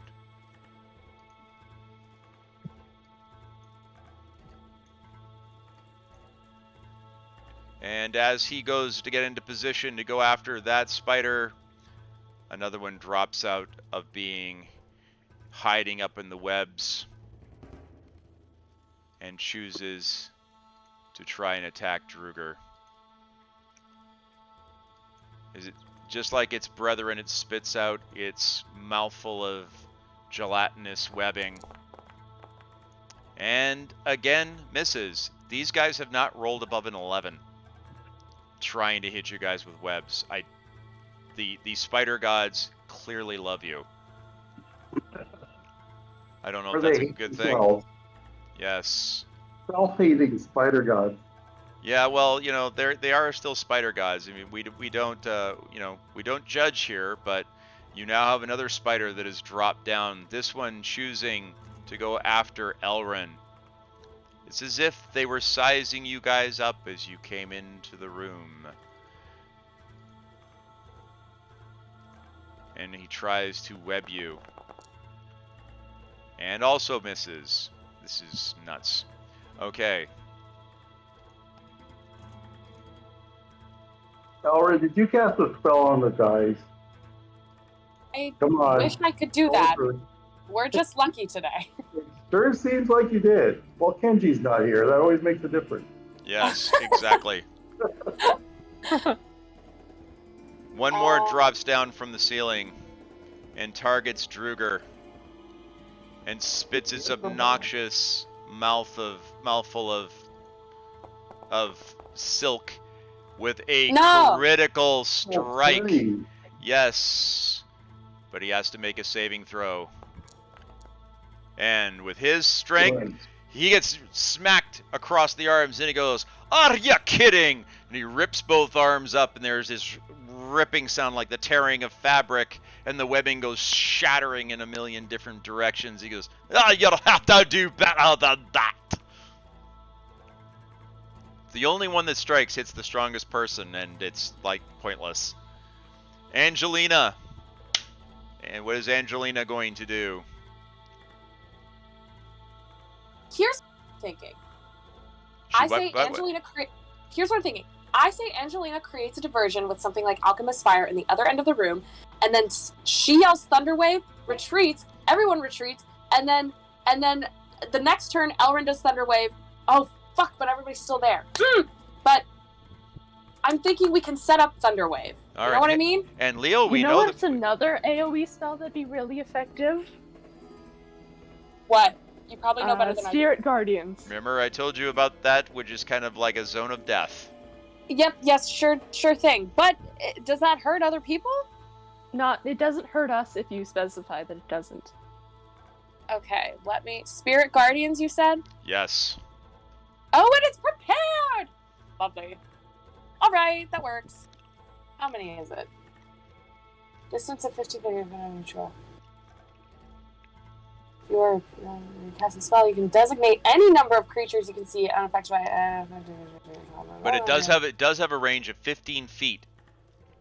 That's its radius, right? Yes. Well, it's 30-foot radius.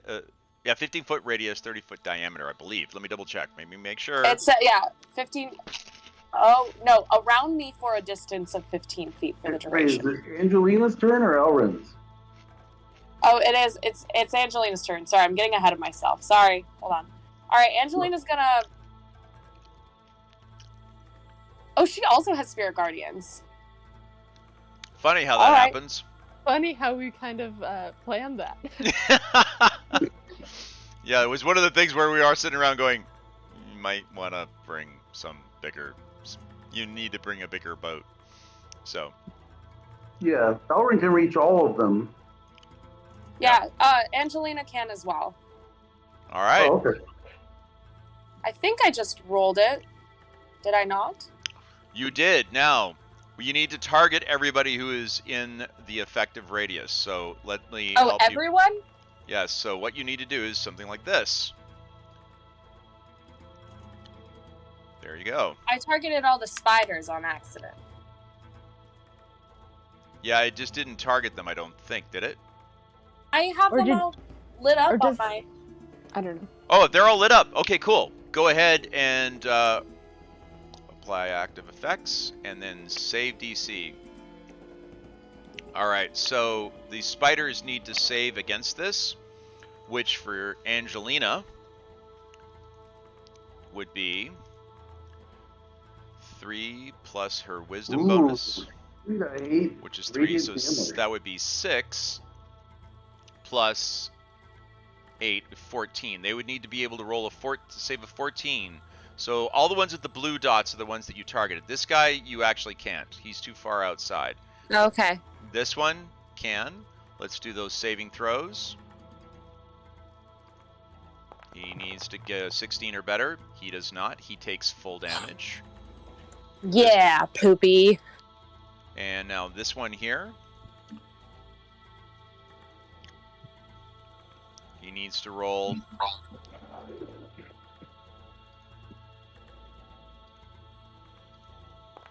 $16 or better.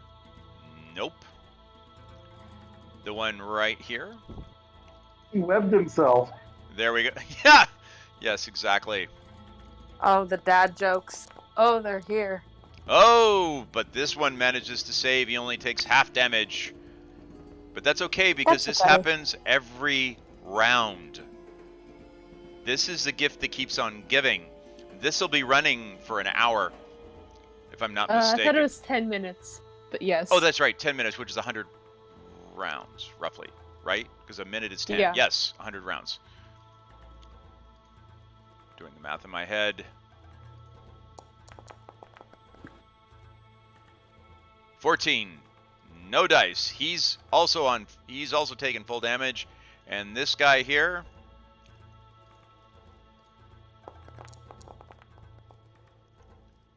he does not nope. So the only one, and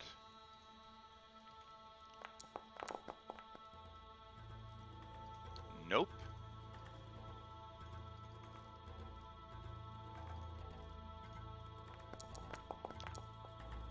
All right. So, do me a favor. You need to roll damage. Which is? Sake of simplicity, this was rolled at regular speed, which means you will roll 3d8.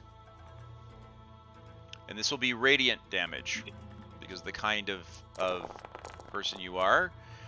Ooh, nice. 18 points of damage. So No mercy! that, I mean, seriously, this is why. Let's see, who is this one? I like this new toy. Yes, you will, because this spider is dead.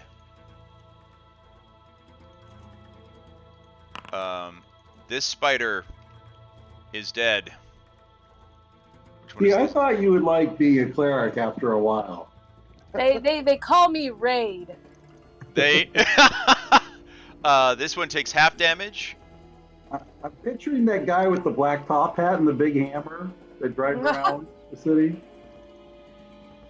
This one Like takes. whack-a-mole. It was 18, right? Yes. Yes. Wow, that's a big wacky. He's been smackest very, very hard. Okay, and this one.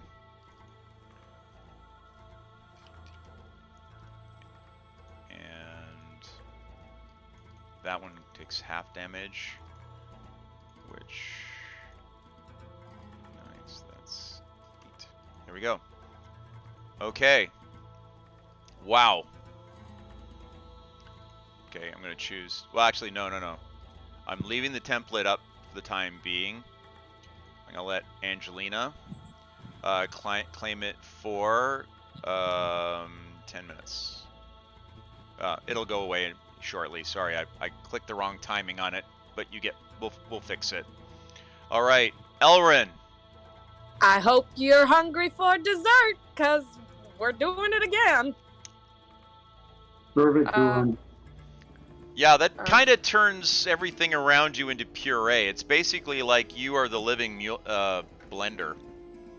All right. Well, we're going. Wait. So should I do Spirit Guardians again? Does that work like that, or is she working on that?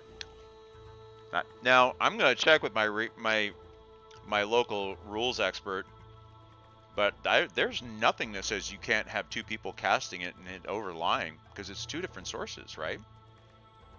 That makes sense, yeah. And there should be no reason why you can't. All right. Jury is in. No, verdict is in. Whatever. I haven't gone to jury duty yet. Here we go. Be thankful. I'm doing it Monday. Wait. Is he in my range? 15 feet. He just barely is. Yep. So... And you can also move toward them once you... Yeah, I mean, there's a little weird bit of shuffling. You can move towards them. Move you can in yank the them. range to get them. You can yank them towards you with a whip. So people can push them into the zone. If it hits, they're doomed. They're All getting right. smacked. I'll take. Can I take? I'm gonna step over here. Oh, I can't. But I'm gonna step as far over. Can I run down like to in front of this guy here, right here? Well, don't run because that would negate your ability to cast a spell. Okay. I will calmly saunter over there. Yes. Um. All right. Target everything that is. Let me move the template for you so that you can actually do that. So let me move that on top of you.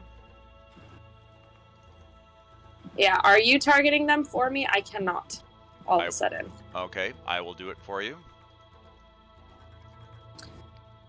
I hope y'all like apple pie, cause dessert is served. All good already? All right. Go ahead and cast your spell. Fire in the hole. Probably not a bad statement right about now.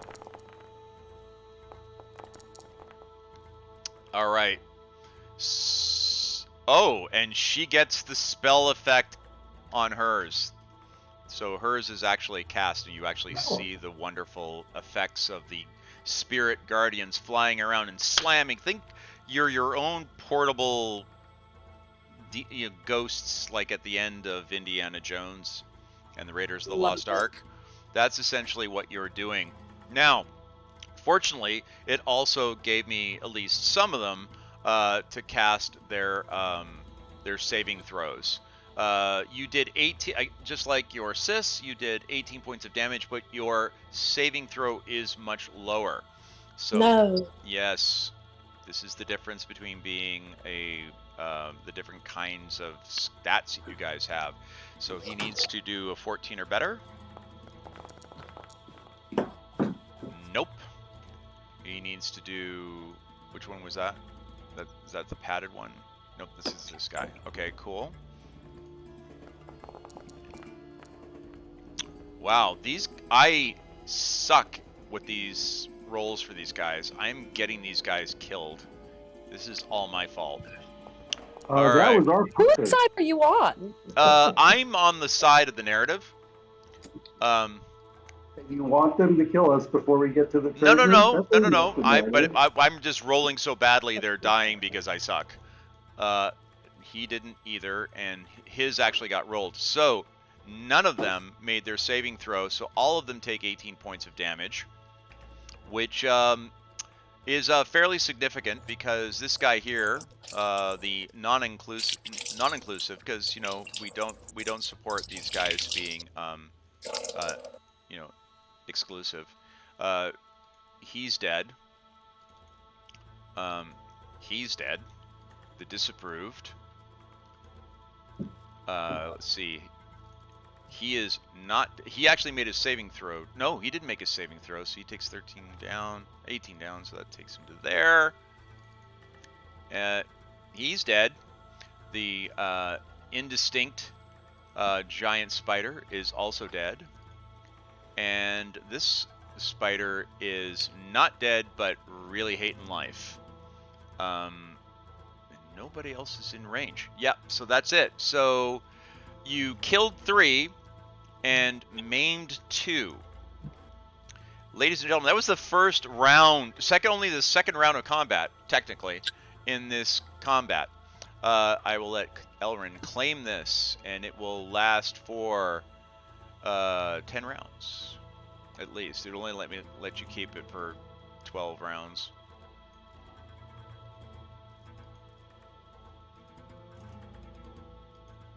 Okay, there we go. All right, moving along.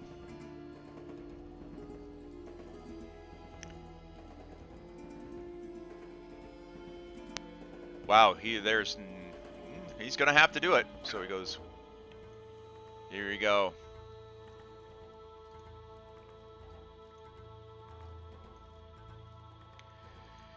And another spider suddenly drops out of the ceiling to target Angelina.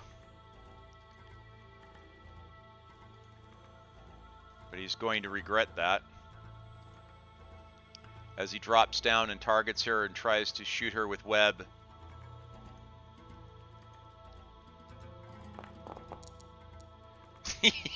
He misses horribly. Okay. All right. So he misses.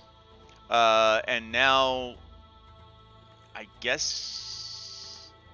No, until we get to her turn. We don't have to have him take the damage till we get to her turn, as I understand it.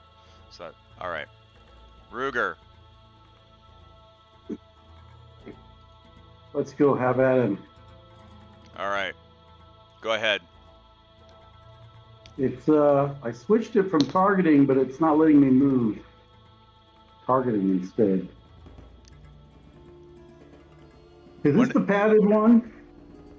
The padded one is right here. Well. This guy right Okay, behind. I'll let Ginger handle the padded guy.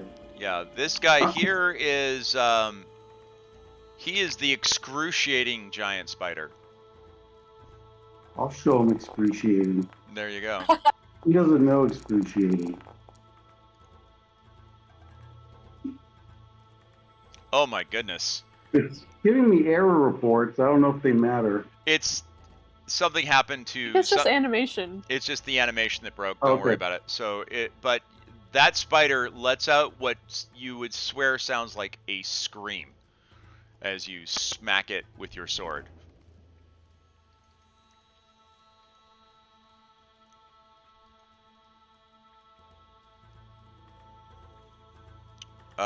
Yeah. He's actually... Is there a place to show? Is the 7 is the total damage? The 7 is the total damage that you managed to deliver. That is correct. Huh. So I rolled like a 3 for both of them? Correct. Okay. Just trying to see if I could see the calculation. If you click on it, it should open it up. You rolled a 2 on a 1d8. Gotcha. Now I see it. Thank you. Okay. Cool. And then you got your bonus of 4 plus 1, and that gave you, that's where you get your 7 from. All right. God. Damien is getting frustrated because things are dying faster than he can kill them, and that's kind of not what he signed up for. So Damien goes and decides he's going to... so effective. Yes. He takes his longsword and he strikes at the spider in front of him, and he manages to hit and does 8 points of slashing damage against the spider. He takes a half step forward, and takes a second swing with his second attack. And he hits again, but does minimal damage this time. But the spider is now oozing green pus out of the cracks in his chitinous armor. Cauldron, you're up. I think I will attack this dude who's right next to me. The one directly behind you. That is the padded guy. Now this time, I'm assuming it is sneak attack, as he is engaged with somebody else. And you do a magnificent strike with your dagger. And you manage to do 20 points of damage as you inject the spider with your blade and crack open its soft underbelly. And its green and yellow parts drop onto the floor in front of you. The padded giant spider is no more. And he lands with a curious thud. And I'm gonna move up here and try to see if I can kill this dude. No sneak attack. Yes. So remove 10 damage from that. It doesn't matter. He only had 7 left. So that was plenty to go and take this guy down. So you run over, slash one. You hear a high-pitched squeal as the guts of one spider land on the ground. She dashes over to the other side and repeats it. And you hear another high-pitched scream as the spider collapses to the ground and all of its legs go up in the air and start to twitch. I'll do, pig. That'll do, pig. That'll do. The giggling giant spider is now dead. Man, you guys are fast. Druger's like, stop dying and let me kill you!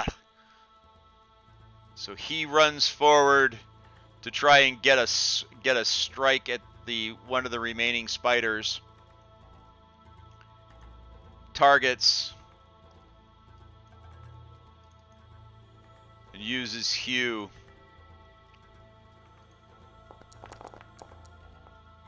His first attack misses.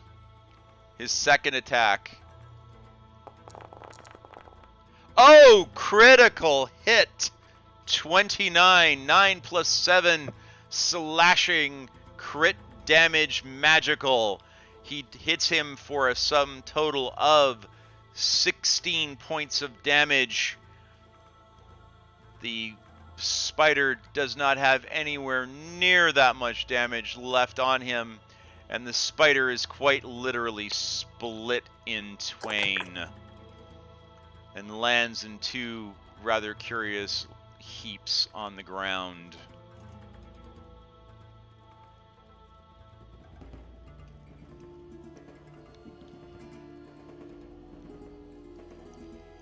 Angelina's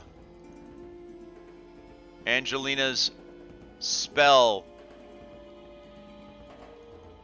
Let me do a quick check here. Concentrating, right?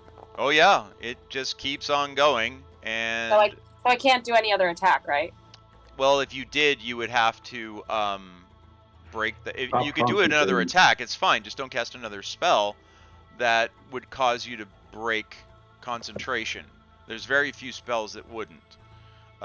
So if you cast another spell, then that spell ends, which you probably don't want to do. So No. my advice would be don't. Not to metagame, but not. But No, I'm not trying to do that.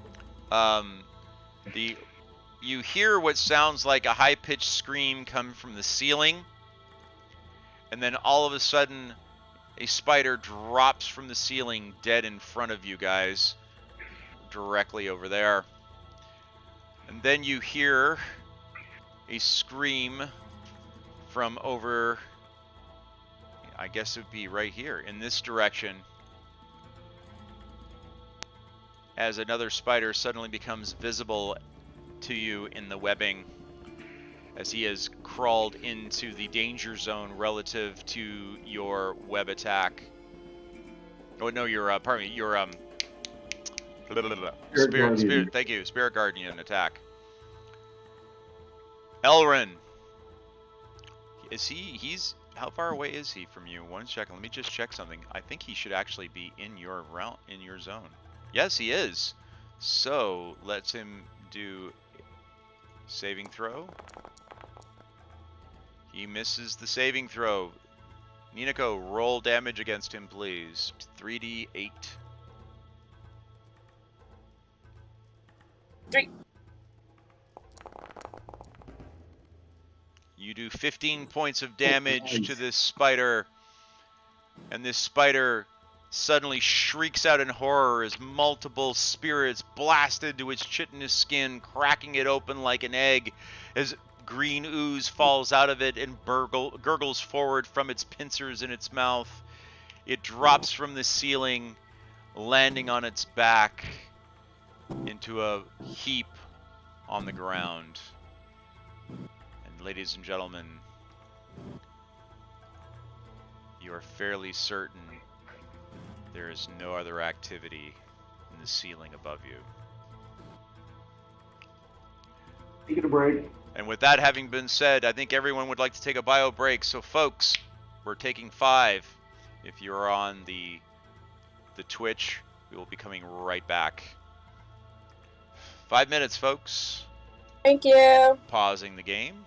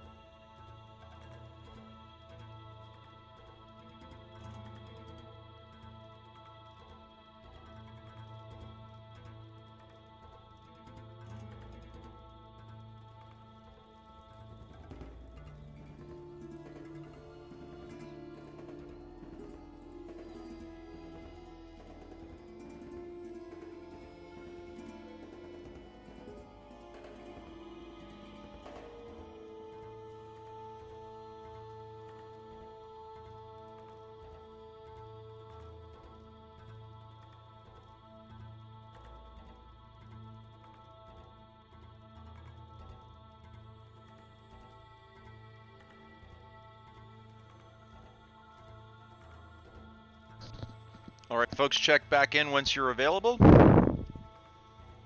Uh-oh. I am here, but I think we're waiting on the others. Okay. I am looking for my classes. Just a reminder, Dad, that I'm probably going to have to skedaddle in about 25 minutes.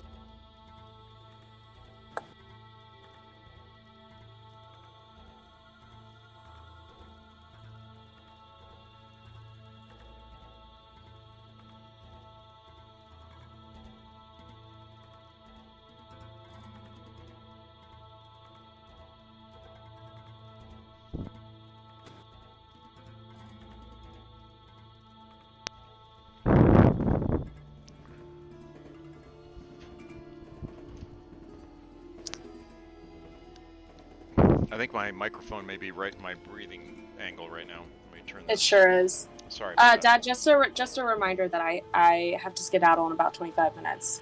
No worries. Well, the party may be worried. Yeah.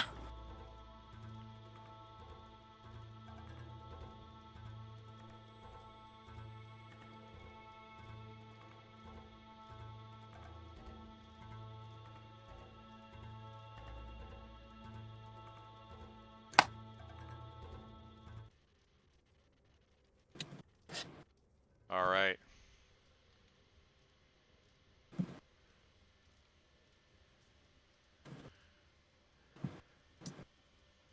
Now that the combat has ended, you guys are in kind of more of a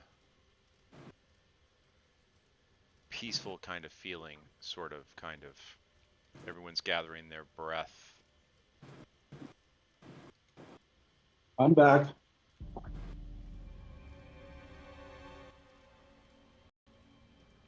Anybody injured? Think so? No, the spiders quite literally didn't lay a finger or a talon fang on you. Well, they spent too much time trying to web us to death. Well, that's the way they hunt. I know. They web their opponent and then they bite them, then they carry them up into the ceiling to desiccate as they use you guys essentially as a keg. You. Yes. Yes. So. That was exciting enough. I'm not sure I could handle Ravenloft right now. Yeah. Lots of dangerous stuff that can happen, unfortunately, or fortunately, take your pick. So just So I let the party know that the ring appears to be on this level. So maybe we should get moving as fast as we can, but stay on this level. Sounds good. all right. Do you want to check out the south side of the room? Because that's where it was coming from, no? Well, I don't see a passageway that way though. Maybe it's in that little alcove somewhere hidden or something. Those look from here like they might be stairs. That might be why we can't see them. Oh. Might have to go through the door or go back to the other room and go try the south door. So we may as well keep going.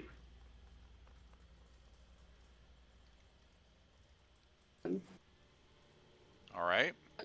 So what would you guys like? Sorry, as I said, when you'd gotten to the windows were looking down into what looked like a large common area, like a main hall or something along those lines. But there's no other exits down in the directions you have gone. However, it appears that on the sides of the room there may be stairs going down that are just kind of to the edges of the room. You can just make them out a little bit here and here in the dark. And you weren't sure, but earlier on as you were walking, there may have been another doorway that you can just make out over there on that side. There are what appear to be arrow slits in the far end of the room, but those arrow slits seem to have been bricked over, and they are no longer seeing clearly to the outside, although there is a little bit of visibility beyond it, but there's not much in the way of light coming in, so it looks like they've been sealed up to the outside. So they don't really provide the protection they used to. And then, of course, there's the door you came in from. Why doesn't Damien see if he can listen at the door on the northwest of us while Cauldron does a quick check of the room to see if there's any loot? All right. Sure. He's pretty perceptive about that. So Damien goes up to the far end of the room, goes up over here, and he listens to the door. The door appears to be unlocked, but there doesn't appear to be any activity. And as I said before, there's limited visibility beyond the arrow slits. Doesn't really appear to be a clear view of the outside, as if someone intentionally sealed these portals over so that people could not see out of them. Yes. And, all right. And Cauldron, are you back here with us now? Yep. Okay. Roll for loot or perception. You check around the room pretty thoroughly, including checking into the cadavers of the spiders, and there's really nothing left in this room that appears to be of any value. Everything is rotted and decayed to the point of being essentially worthless. Unfortunately, doesn't appear to be any strong boxes or anything along those lines. This was basically a kind of a rallying room, almost like not quite a cafeteria, but basically a large common room for soldiers. But all the gear here is unfortunately well beyond being serviceable.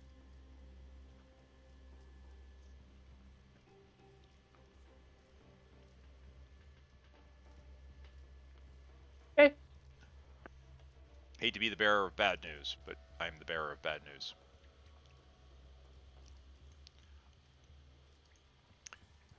Damien says, "Do you want me to open this door?"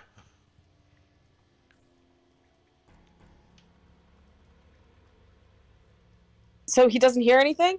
Doesn't hear anything on the other side of the door. Sure. Okay. So he goes and opens the door, and it appears to be a room very, very similar to the room that you guys were just in, on the other side of the room. I can't move my characters. I'm sorry? I keep trying to move, I cannot move the characters. Oh, sorry. I still have the game in pause mode because I didn't want your spells to be timing while we were out of the Right, gameplay. right. Yep. Thank you. He takes a step in. The room itself is very, very similar in terms of its layout and kind of content that's inside of it. Very similar to what was in the other room. But he does notice that on the wall there's hanging above the mantelpiece is a shield which has emblazoned on the front of it a large hand axe.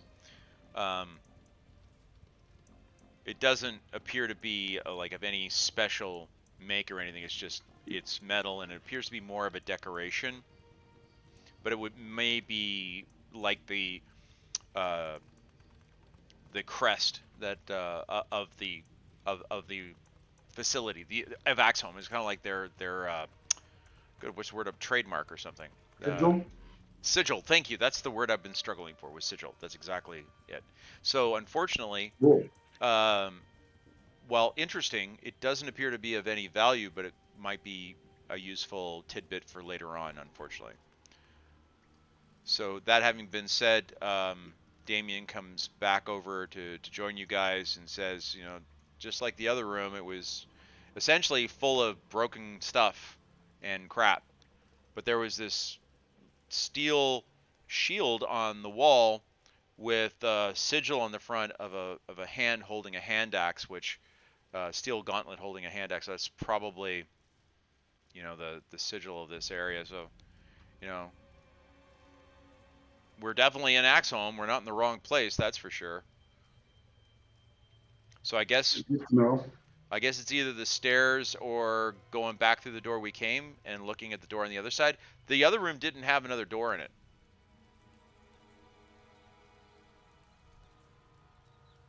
Not. Did not. Because you know, the room we were in originally had a door to the south.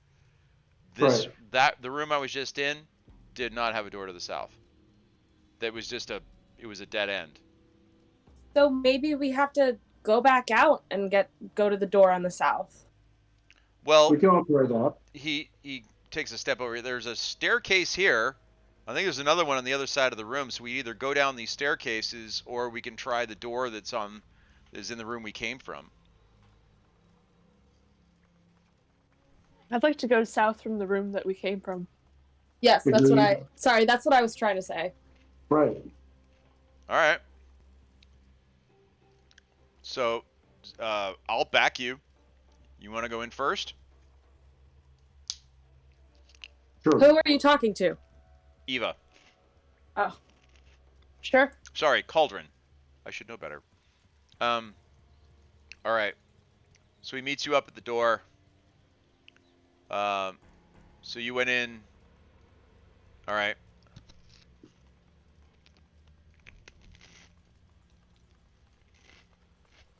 Oh, you didn't like me opening that door, so I can't open it. Is it locked? Yeah, it was Oh, effective. there we go. I'd need to be standing there, apparently. Yes. You need to be in proximity to be able to open up the door. Fortunately for you, there's nothing on the other side of the door. But it looks like there has been some tunneling taking place. Some digging that has been sort of haphazardly done in this wall. And looking at the walls, it doesn't appear to have been done with tools. It looks to have been done by hand. Like literally somebody clawing the walls. You notice that there's a small tunnel heading off to the southwest. I guess that would be southwest of where you're viewing, or southeast. Sorry, the southeast of where you are. So there's some tunnels that seem to be leading off in this general direction. So can I squeeze through that? It would be a tight fit, but you probably could. The rest of I'd like us to see needs work? I'd like to see where the one that goes more south goes. All right. You pull into this wall, and you notice that it kind of loops around into sort of like a half loop and comes back in on itself and leads you back in this general area here. It's very tight and it's very windy, but you get to the very end and it appears to have just stopped into nothing. Eventually you manage to squiggle and squirm and twist and turn, but you manage to get yourself back out the door and back out of the tunnel and back out to the main room. And aside from having a very serious case of the heebie-jeebies, you didn't really find anything of value as you went down into that area. Well, nothing really there. Right?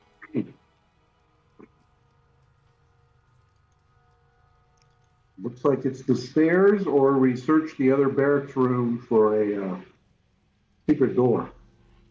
The stairs defeat the sense that you were getting that it's on the same level with us. Well, we might have to go down in order to go up somewhere else. But yes, Oh, I hate this. I say door number 2. it's not for me. What do you think, smart person in the room? I'm sorry, what's your idea, Nina? I was just thinking of going through door number 2, like the one. And looking back. for a secret door? No, the like The back stairs? around from where we came. So this is the room that. So We this is just- the room We just did where that I room. am. Oh, where I is- am. Where my cursor all is. kinds of. Well, I forgot where we parked, clearly, because I have no idea. I'm sorry, I am confused. Then I guess. Sorry. So it's the staircase or what then? Or the room that Damien found and checked to see if there's a secret door in there that he missed. What do you guys think? Not sure there's any way to avoid going down the stairs. We could check for a secret door first, though. Yeah. Cool. All right. Aldrin, Druger, you're the pros. All right. Damien offers to come with you over to the room. Kind of watch your back. So does Druger.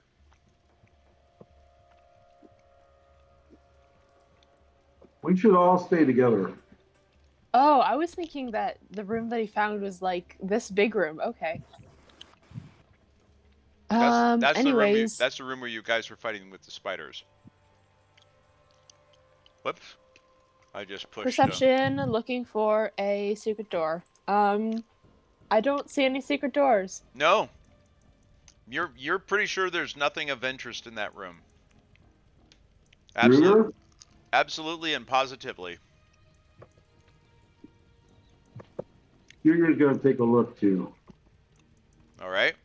He can be pretty insightful sometimes. Well, with his stonework, Nope. Not Wow. this time. that's pretty impressive. 2 1s in a row. Hey, we're getting them off before the battle. It's a good thing. I like it. Get it out of the way before you start swinging swords. I like that idea a lot. But no, Damien does stick his head into the fireplace and does point that he thinks that that's where the other chimney you guys spot probably comes up. Stands to reason. Does he roll perception or anything, or did he do that already? He did. He didn't find anything of interest in there, but he was able to kind of determine that fireplace did most likely go up to that other chimney that you saw on the roof. Very good. That was more than you two were able to discern. We'll just put it that way. If there's a hidden door, it's hidden to us. Say Alright. is the staircase the only option then? Yep. All right. Staircase on the left, staircase on the right. What do you guys think? Let's head left, right? Because the vision said it Yeah. was like western, right? Here, South and west. let's head left, right. Could we possibly make that more confusing? Left, comma, right? Question mark. That's what I meant. Okay, All can we right. go down these steps? Are they navigable? They are navigable. And I will bring you guys over to the map. Where that takes you to. You guys gonna go over the one on the left? Yep. Yes. All right. Let me grab everybody here. Rigger, Cauldron? It is the Dungeon Master's. Let me get these out of the way. It is the Dungeon Master's handy dandy teleportation services to get you guys where you need to go. So we got everybody. We got 1, 2, 3, 4. There's Damien. Where's Cauldron? Cauldron? Ruger. I'm right here. Where's Ruger? Where'd you go, I'm in Ruger? the stairs. Oh, I'm in the you are. stairs. Oh, okay. I see. There you are. I'll put you there. You know. I'll put you there. And I'll put you there. So you guys have to kind of double up a little bit as you go down the stairs. And let me get you guys to where you need to go. Where is that part of the... They put both maps on the same... They put both floors on the same map. That's what started this whole problem in the first place.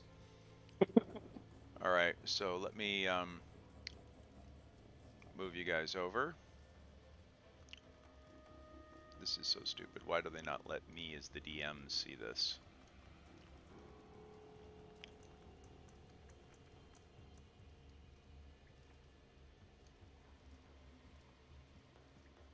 There we go. There you are. On the stairs. Alright.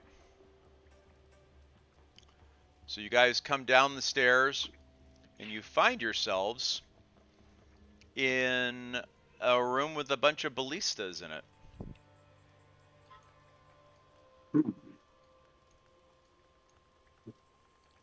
Yeah.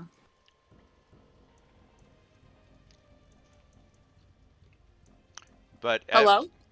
I guess we start going south and west. What's a ballista?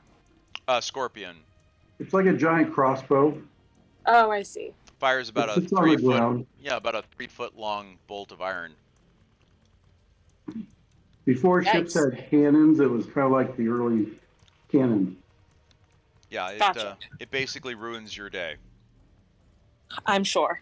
Yes, it does. I bet Druger could carry one.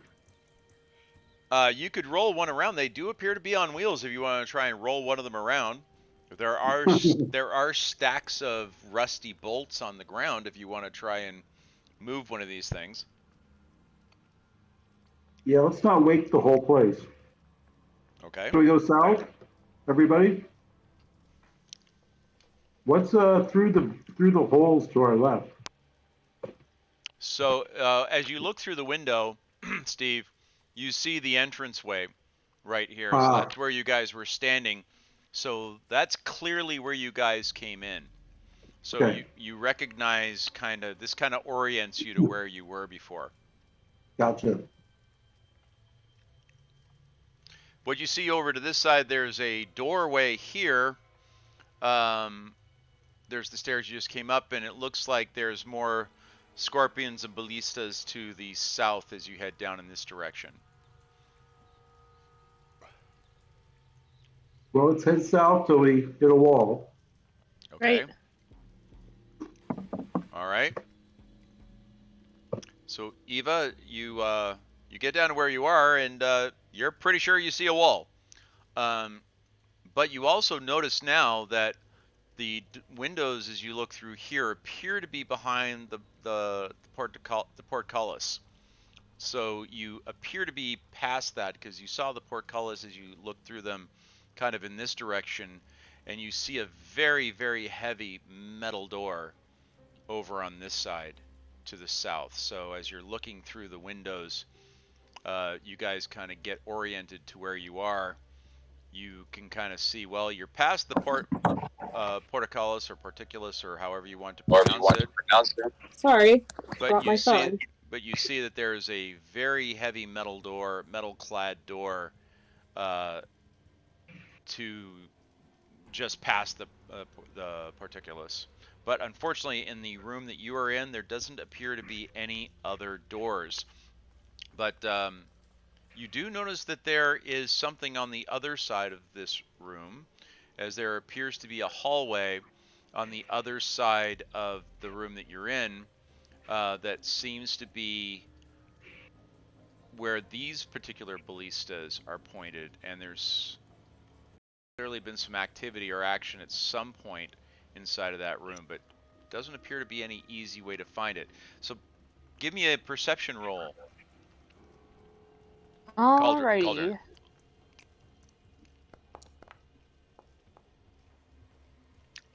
Cauldron's kind of lost. Druger. Not my strong suit. Can I use investigation? Well, give it to me with from Druger. Oh, okay. For stone cunning.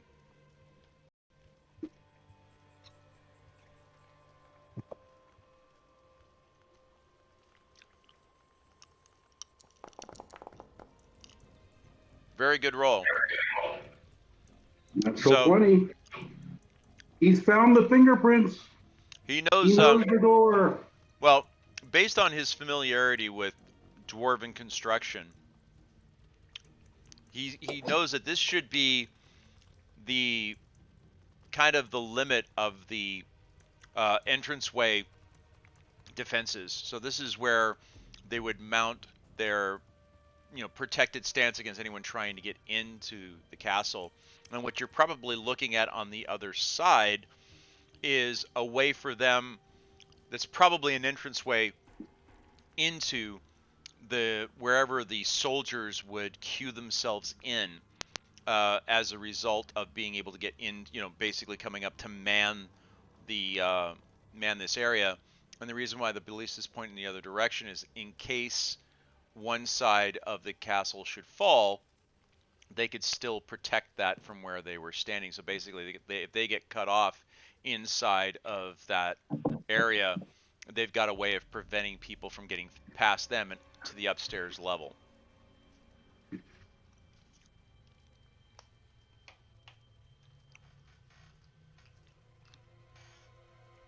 Well, now what? Well, go back through the door. Yep. You suggest the door you guys saw at the bottom of the staircase is probably where you're going to want to be.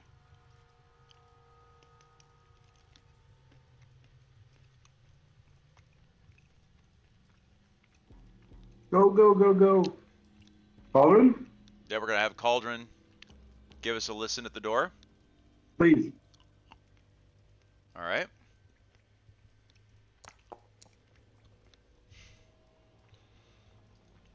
Well,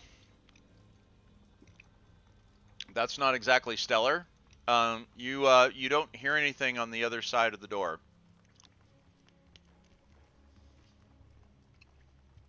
Right? Sorry, what door? The door that you're listening to there, that was right at the bottom of the stairs, immediately to the right as you get to the bottom of the stairs. You don't hear anything, but Druger does mention to you to be careful because it looks like there are major cracks in the wall around the door. It looks like there may have been an earthquake here at one point. It may have compromised the structural integrity of the hallway.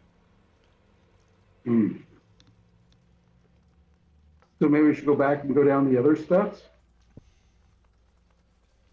Yeah, I think so. Is that what he's saying? Last thing we need is a staircase to like crumble. Yep. Yeah. Okay. Back to the other staircase.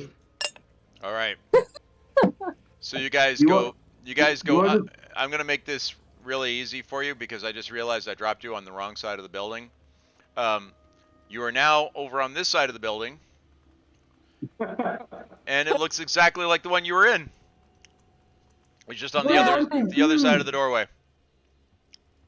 Wow, that accurately represents how confused my character actually is. Yes, I'm well aware, and so's the DM. These are the things that happen as you're trying to work with a map that is being persnickety. But very similar as you guys, and I will do this with Steve, as you go down to the end of the map, you notice that it's the same thing that you can see that it goes, but this one, you can see just a little bit behind the door, and on this side you can see that the hallways, on this side you can see that the hallway's a little wider, but not tremendously wider than what you're used to seeing. So, And while, there's a door. yeah, and there's a door there as well. But Druger notices as he looks into the hallway that there doesn't seem to be as much damage on the left-hand side to the hallway as there has been on the right-hand side. Ah, very good. Okay, into the hallway. All right. So, Cauldron, you go and put your ear up to the door, correct? Because you are Correct. our early warning system. And this time you roll a 14. You're not sure, but you think you hear something. Could just be the wind. It's very, very hard to tell. I relay that to the rest of the party. Well, Okay. we can Ruger do and I will wind. go through. Now, Ruger, you noticed ever since you guys came down the stairs, the sense of undead and putrefaction is much stronger. Okay, I tell everybody, there's undead about. All right. Well, Let's what go we into the signed hall. up for. It's what we signed up. Well, you know, you guys weren't part of the welcome wagon, that's for sure. Open the door and shut it several times because I'm an idiot. Okay. All right, Steve. As you start to go walking down this hallway, your divine sense is kind of losing. It feels extremely strong. You know that you're very close to either to an undead source in that room. Clerics. We're ready. All right. Everybody Who's going down the hallway first? Because the Well, paladin is I now am. backing up. No, I'll go down first. All right. Juber should come with me, but then one of the clerics at least, if not both. Oh, where'd you go? There he is. He's right behind you. Okay, clerics. All right. Yep. Because you've got your spirit guardians going, so That'll be helpful, yeah. Yeah, that's kind a of. big help. Yes. Cauldron and Damien can fall behind until the spirit guardians wear off. Damien will pull up the rear, per usual. I hate to do this, you guys, but I have to skedaddle. Okay. Yep. I know that shit's about to go down, and I feel bad for leaving you, but I must we'll bid be you. fine. I must bid you adieu this week. Yes. Thanks for coming. Yes. It's been great. That was fun. That Oh. spider fight was kind of one for the books, right? That was Yes. a good one. You guys are really learning to kick some spider tail. Yeah. Well, thank you guys for having me this week, and thanks DM. Not a problem. We're going to go for about another half hour, and then we're going to, I'm going to try and go, we're going to go, about another half an hour or so, and then we're going to try and wrap things up ourselves. So, by all means, feel free, and we will see you next week, I hope. And with Of course. with Damien and Angelina, hopefully in person. Yes, totally. Cool. Yes. All right, bye guys. Get Take the care. band back together. Bye. Totally. Exactly. All right. Elrin out. Goodbye. Bye-bye. All right. So everyone is making their way down the hallway. And as you guys do, Steve, as you get to that point, please do me a favor, sir. And roll for initiative. Okay. As you step to that doorway,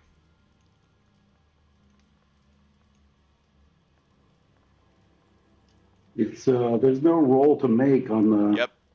combat thing. Okay, Yep. Wait for it. There we go. Gotcha. All right.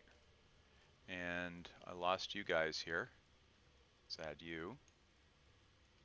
It's being fussy.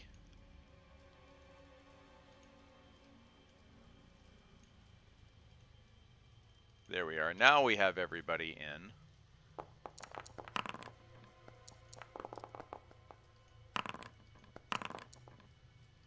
I guess I'm rolling for the clerics.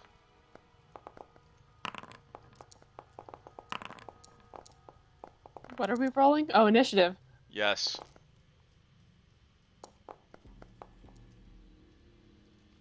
All right. So, Damien, as you come around the corner, you can hear over on this side, you can hear hissing and snarling coming from something that's over on this side. And it's questionable as to whether or not whatever is there knows that you are there or not. What would you like to do? Are you asking Damien? Oh, well, Ruger, because you're in the front, sir. Okay. Well, I'm not the stealthiest, so I think we'll just move forward a little bit so we can see. There's something in the. I can see something over there. Yes, I you can't can. clearly make it out. And as you can see it, it can see you. And combat has now initiated. Damien is stuck in the back and can't get down the hall because there's a bunch of people in front of him. Right. But rushing around the corner, you see a gray, bluish skinned creature come flying around the corner with pale green glowing eyes, hissing and snarling. It steps towards you and targets you. Where is it in the? I don't see it in the combat thing. No, you don't, but now you do. Ah, okay. And it tries to claw you.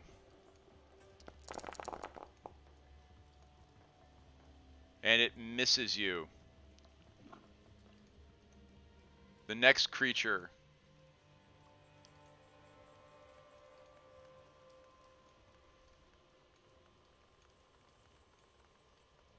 steps forward towards Druger.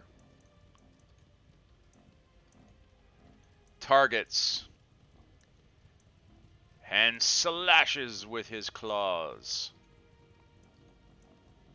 You notice that there's something unclean dripping from their claws as he tries to slash him, but he manages to miss.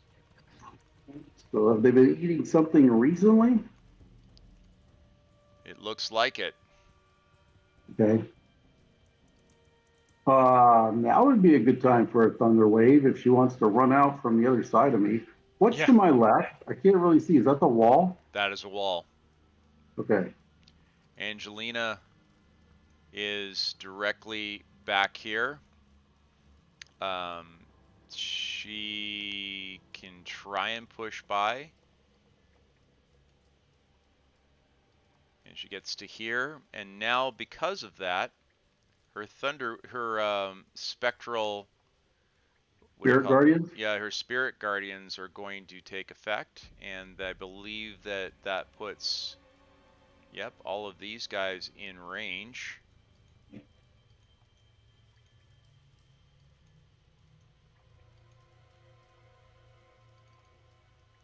All right, that means they take 3d8 damage unless let's have them do their saving throws. I'm gonna do, that's a D, they all have the same, so let's go with 3d10s. Roll them at the same time.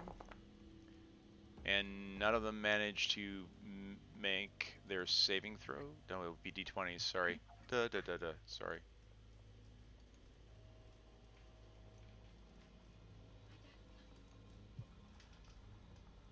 And as we roll, none of them make their saving throw. So all of them take damage from her, and the damage that they take is going to be 3d8, which is going to be to this guy will be. There's no bonus on the damage, is there? Eva, there's no bonus on the damage. Or what? For Spirit Guardians, you don't get a bonus. No. Yeah. So it's just plain old damage. That one was -4. There we go. And this guy. So all of them ended up taking max damage.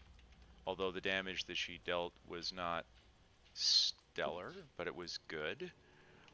You notice that one of them suddenly drops into a steaming pile as it gets hit with the spirits, and then you see it kind of explode into a little poof of gray dust that falls down to the ground. And the other ones are none too happy, but still alive and kicking, as it were, or unalive and kicking. Cauldron, your Yes. turn. It's a little crowded up front. It is a tad. You can probably get to the rank if you wanted to try and wiggle your way forward to get over here next to Angelina. That would be possible. Getting any further forward with the two tanks in the front would be a little tricky.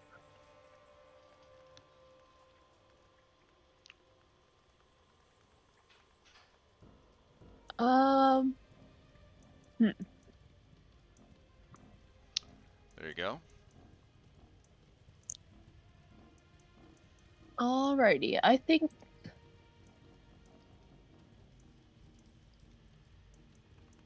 I need to look at this description.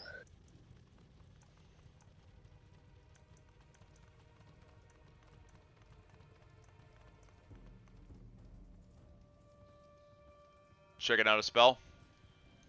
Yep. Flaming Hands. Well, that would Burning Hands would target everybody in front of me, and that's that'd what I was be gonna say. The dwarf may not appreciate the haircut. Am I safe to use a firebolt against one of them without chance of hitting a friend? I would say yes. But if you do get a critical fail, by the way, this is a bit of a house rule. When there's anything like a ranged attack and there's a friendly between you, if there's line of sight, potentially a friendly between you and them, and you get a critical miss, I roll to see if you strike them. Okay. Just truth, fairness and advertising. Oh my goodness gracious! Nice shot with the firebolt, and the wholehearted ghoul that you were shooting at, because they're all wholehearted, aren't they? Just bursts into flame, cinders, and then drops to the ground. And that's my turn. Wow, that was quite a turn. Fantastic. Oops, I still have the rangefinder on. Here we go. What is their rate of movement? 30 feet. 1, 2, 3, 4, 5. Targeting Ruger, sorry. You dwarves all look alike. But you're an Asimir now, so there's no excuse. He goes and claws at you. And he misses. No damage. The translucent ghoul comes whipping around the corner and is harping behind his brother, trying to get to you. Ruger, it is your turn. Excellent. I think I'll hit the guy right in front of me. I think that would make a lot of sense. Don't target yourself. I think have you targeted yourself? Oh, no, I'm sorry. Okay, good. Just wanted to be sure, because that would be rude. That would be rough. Yes. That would hurt. Oh, you missed. Second attack, critical miss. All right. Jesus, that was terrible. Yeah, So we go to the non-missile table. Oh, non-missile. Sorry. You are off balance, which causes you to lose your footing. Your next attack will be at -2 to hit. So when you go to do your attack, we need to put a -2 modifier into your calculation. It's not popping up with a window to do calculations, just to let you know. What was that? It No. doesn't pop up. I'll do it for you on your next attack. We'll put a -2 in there so that we take that off. All right. It just doesn't pop anything up for me to do like advantage or disadvantage. Yeah, we need to. I need to change the settings so that you guys actually get that happening to you. All right, Druger. Druger is going to use a slashing attack, which allows him to target more than one. He's going to have to spend a point to be able to do this. He is going to use one of his abilities. This will be a sweeping attack. When you hit a creature with a melee attack, you could expend 1 superiority die to attempt to damage another creature with the same attack. Choose that creature. So now, I don't need to do that unless I strike it, I guess. But if I do, I get the chance to use my superiority die. So let's go ahead and do that. We're going to use the first attack against the being in front of him. He pulls out Hugh and attacks. And he hits and cuts it directly in half. And once again, it disintegrates into what looks like dusty rags as it explodes and drops to the floor. Seeing as how he was able to strike with the first one, he is going to use his sweeping attack and spend one of his superiority dies.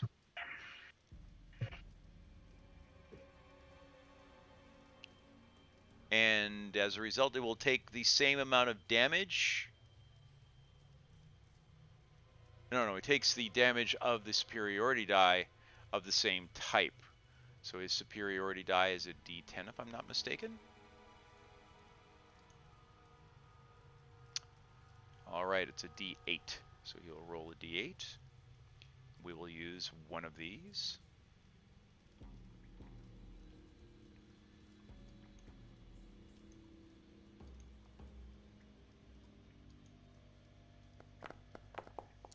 And he gets a 6 on his superiority die that he uses, which means that it takes 6 points of damage.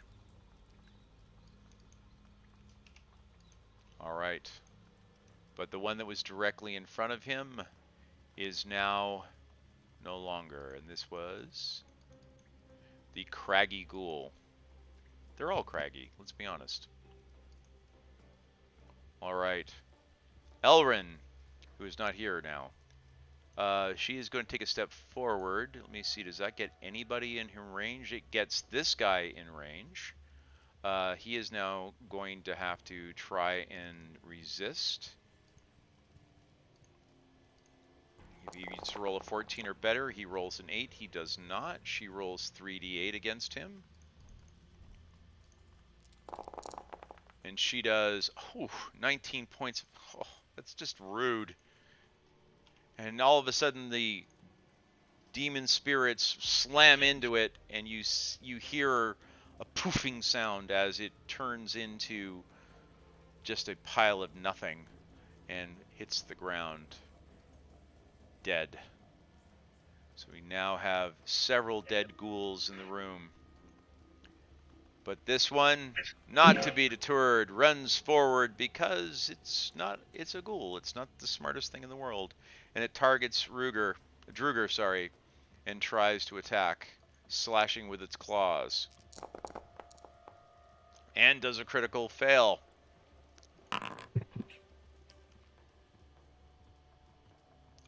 And he is also off balance for his next attack. All right. Damien, who's been sitting there wondering, why did people bring him? Whips out his longbow and targets the ghoul at the far end of the room.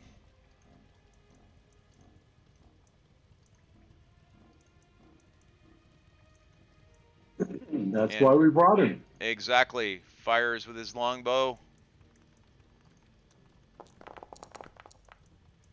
and hits and delivers a vicious arrow attack. I mean, Nice. quite frankly, darn near he actually maxed out that arrow shot. So the ghoul takes an arrow directly into the forehead, and you see it getting quite angry and upset as a result. But Angelina is now rolling her damage as this gentleman needs to go and save versus her, which is for her a 16, and he rolls a 1. He will not be saving against that. She rolls her damage of 3d8, which is 9, which is he's still alive and kicking. He's a tough little ghoul.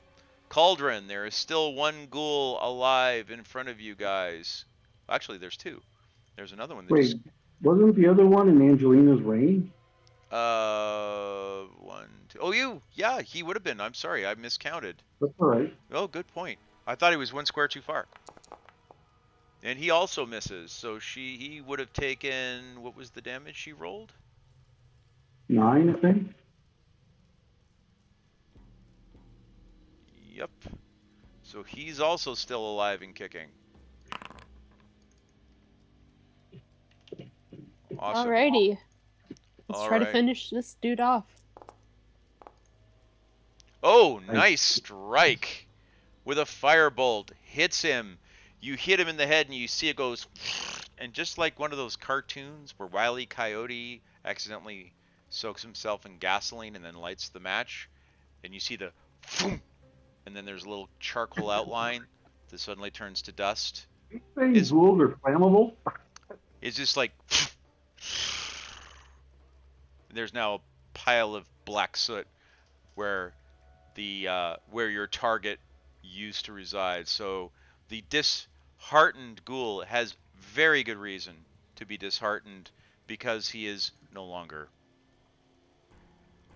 Or was the translucent? You targeted the translucent ghoul. Oh, okay. Oh, so this guy. Is there another ghoul? I can only see this one. There's one directly there. There was the death's head is hiding the other one. Yeah, it's fine because you killed this one too. The disheartened one is still around. He's actually not dead. He's still there. The one that you hit was the one that's in front of the other group, which is here he is. Sorry, there's so many ghouls. This gentleman, who is now, and I use the term extraordinarily loosely, is now dead. Again, I guess. How would we call that? He's dead. He's really dead now. But there's still one left. Ruger, directly in front of you, there's one hanger-on that is sort of swaying back and forth and snarling, but doesn't look too good. Can I target him? I can't really see him. He is directly next to. He's right here. Oh, he's next to me. Yeah, let me bring him to the top here because maybe you can't see him. Let me get the other ones out of the way. Let me move him here. So let me get rid of that guy. I hate when they do this. All right, so I'll move him out of the way. And there we go. Stick him in the wall. There you go. Now you should be able to target him. Try it again. There we go. Okay, even with taking off the 2, that's just freaking rude. He had 2 points of health left, and you hit him between the 2 attacks for, if I'm doing the math correctly, 22 points of damage. Which so while everybody else's ghouls were burning into cinders and disintegrating into the floor. Sorry, I killed you by accident. Didn't mean to do that. Yours, you just splattered against the floor, the ceiling, the walls. You basically just made him explode like a water balloon. But the good news is you've killed them all and nobody took any damage. No one has been turned. No one has been corrupted. Ladies and gentlemen, you successfully managed to kill through all of those ghouls with frightening alacrity.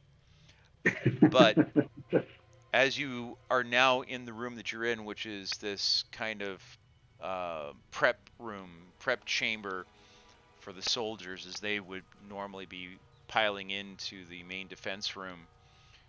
Once again, you're surrounded by materials that have essentially been destroyed, shredded, of completely useless nature to you. There's no way you'd be able to repurpose any of this material. However, you can hear the sound of chittering and hissing. And now that you've had a moment to catch your breath as you're breathing at the end of this battle, you notice that you can hear it coming from quite literally every direction.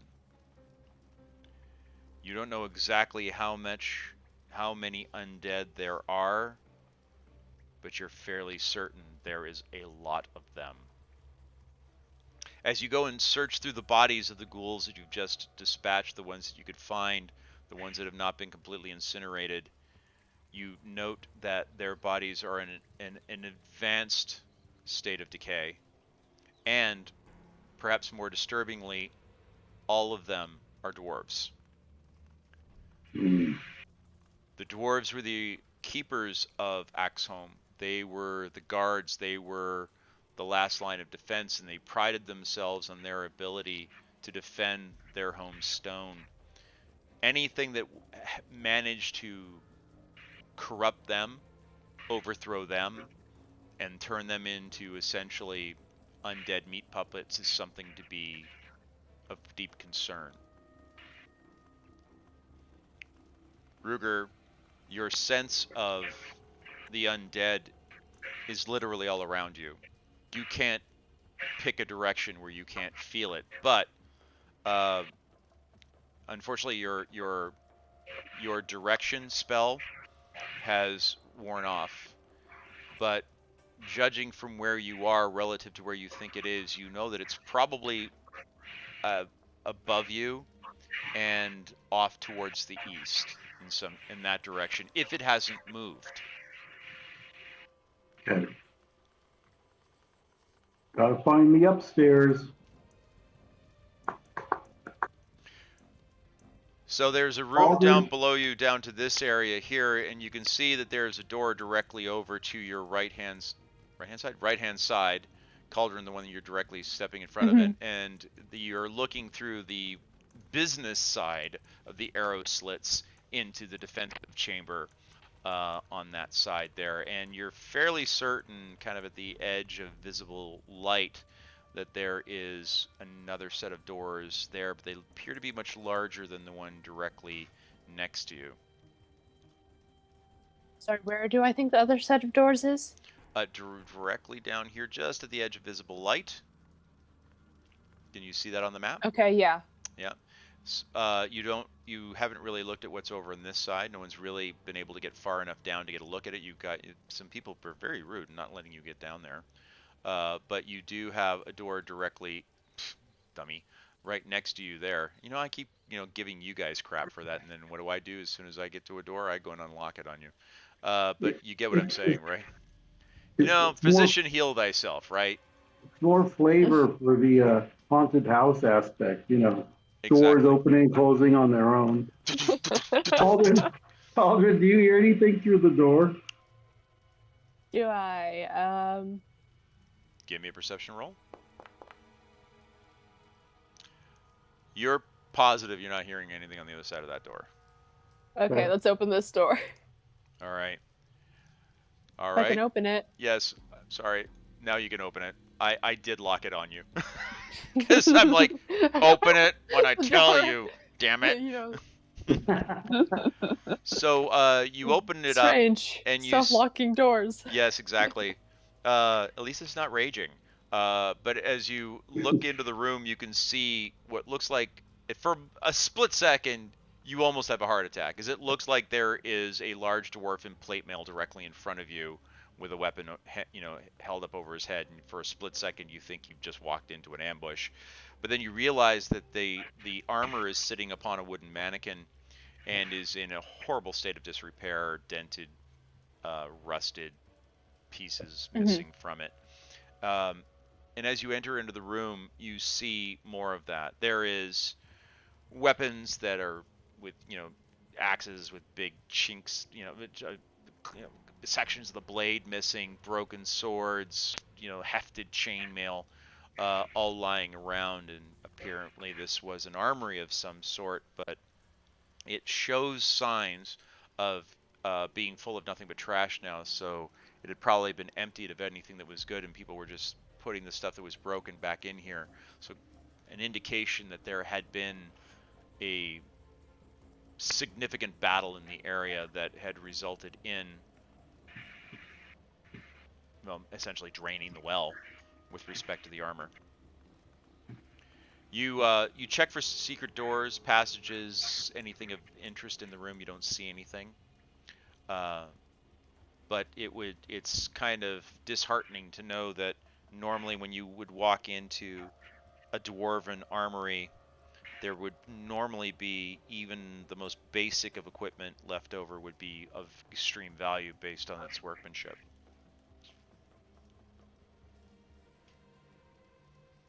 All right. Let's look at the other doors down here. All right. So you come down to the room. Yeah, there's several doors once you get down into that room. Damien decides to come down with you. So does Druger. They don't want to leave you alone. Elrin and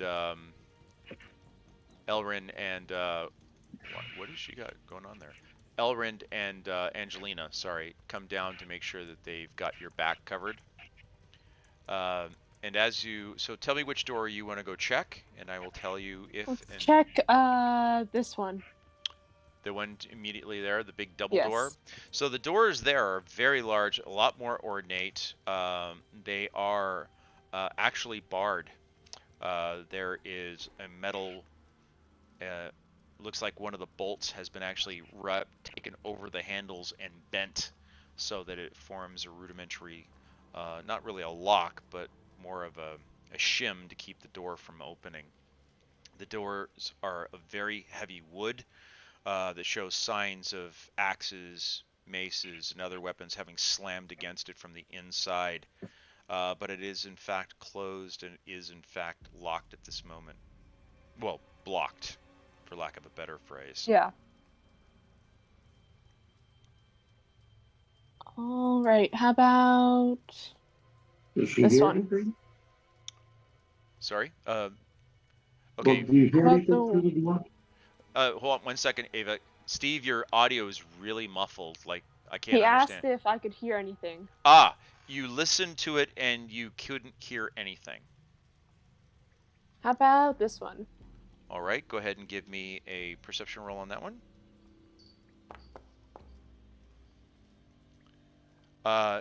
You can hear a whistling noise on the other side of that door. Not like somebody whistling, but like wind blowing through a small opening type of thing.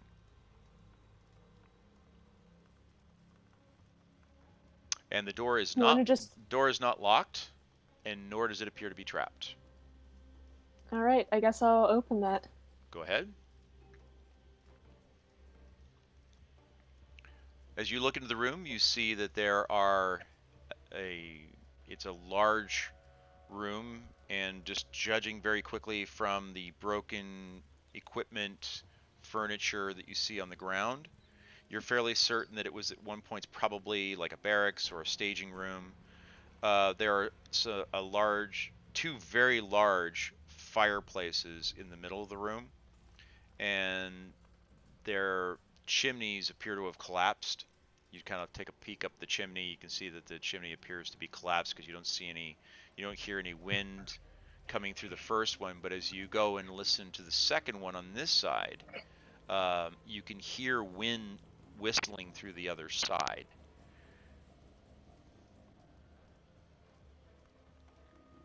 By the way, there's large spider webs and cobwebs on the floor and on the ceilings there. Yeah, I think I might head out of this room. Based on your last experience. Okay. Do I hear anything behind this door? You hear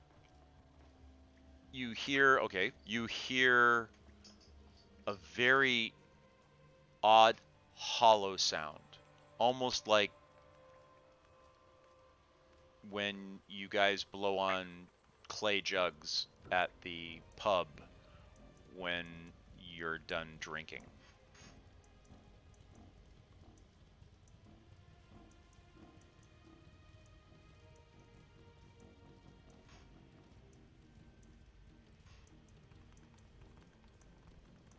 Oh my gosh, are you still here? Yeah. Okay, so what do you do? You want to open the door, or what would you like to do? Sure. Let's open the door. All right. Ah. So you open the door, and you now understand where the sound of the howling wind was coming from, as you are looking into 3 privies. As the sound of the wind coming from the chimneys above versus the wind through the cistern below is creating an interesting harmonic effect, but there's nothing else in there that appears to be of interest unless you'd like to go in and search the poop holes. I don't think I'd like to do that. It's 300-year-old petrified poop, but yes, I understand. Not appealing. And this one. Okay. As you come down to this one, go ahead and give me a roll. Once again, you notice that this door is not locked, but as you listen, you can hear nothing on the other side of that door.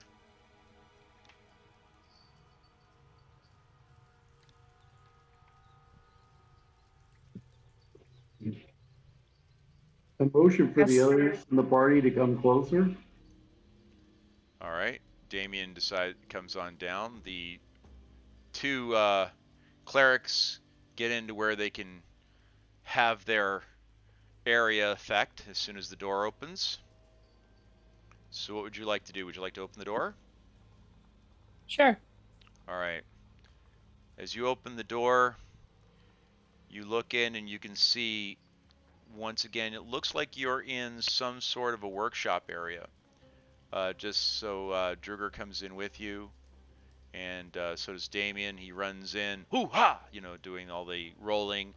And Druger looks at him and goes, "Does the rolling help?"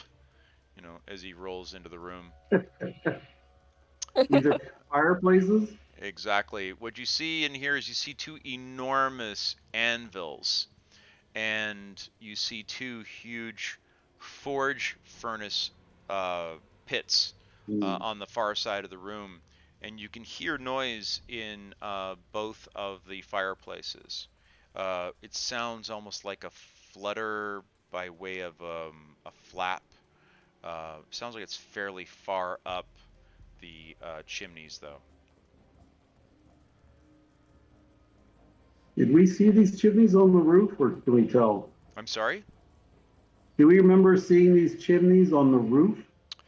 You did not, but these are significantly farther away from where you guys were. I mean, you guys are probably at least 100 feet away from where you guys were standing.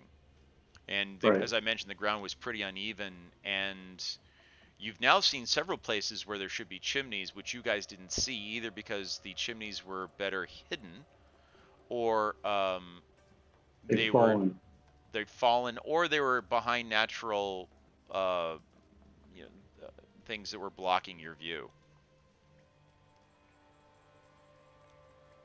By the way, Cauldron, the sound that you're hearing is actually coming much more loudly from this room. Now, this chimney, now that you're closer to it, it sounds a bit like a fluttering, almost like a small flag flapping in the wind.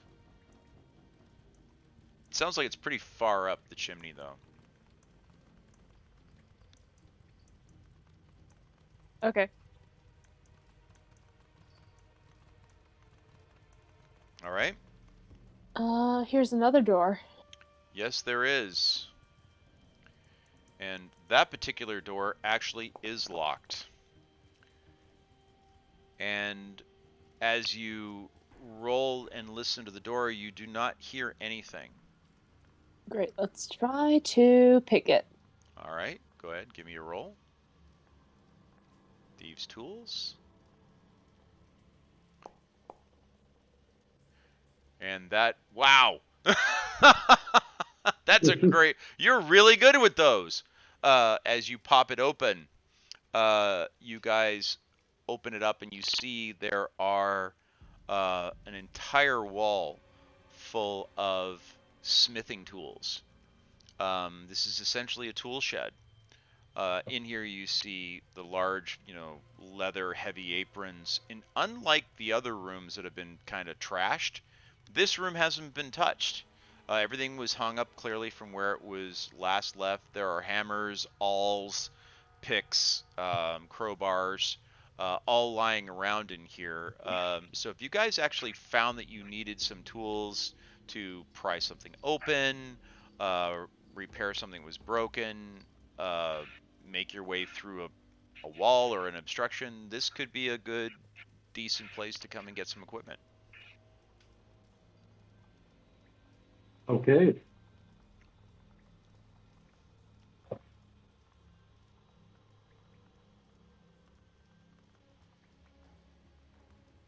Is there anything I could see that would be really valuable as an armor that I don't have? There's a lot of pieces of armor here that were either in a state of repair or a state of development. But nothing presently that you see that you would kind of decide is kind of worth it, really. Yeah. It's just not really what you're looking for, if you get my point. Right. Nothing like valuable breastplate and nothing Right. like a tool that I don't have that I can carry around with me. Right, but if you decide that you end up needing something, Right. it could end up being quite valuable for you.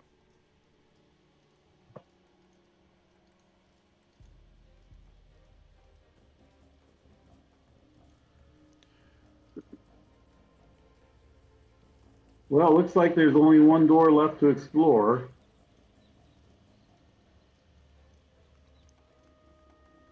All right. So we kind of need Druger's help to unbar this door. Druger's like, well, that's what you brought me around, didn't you, mate?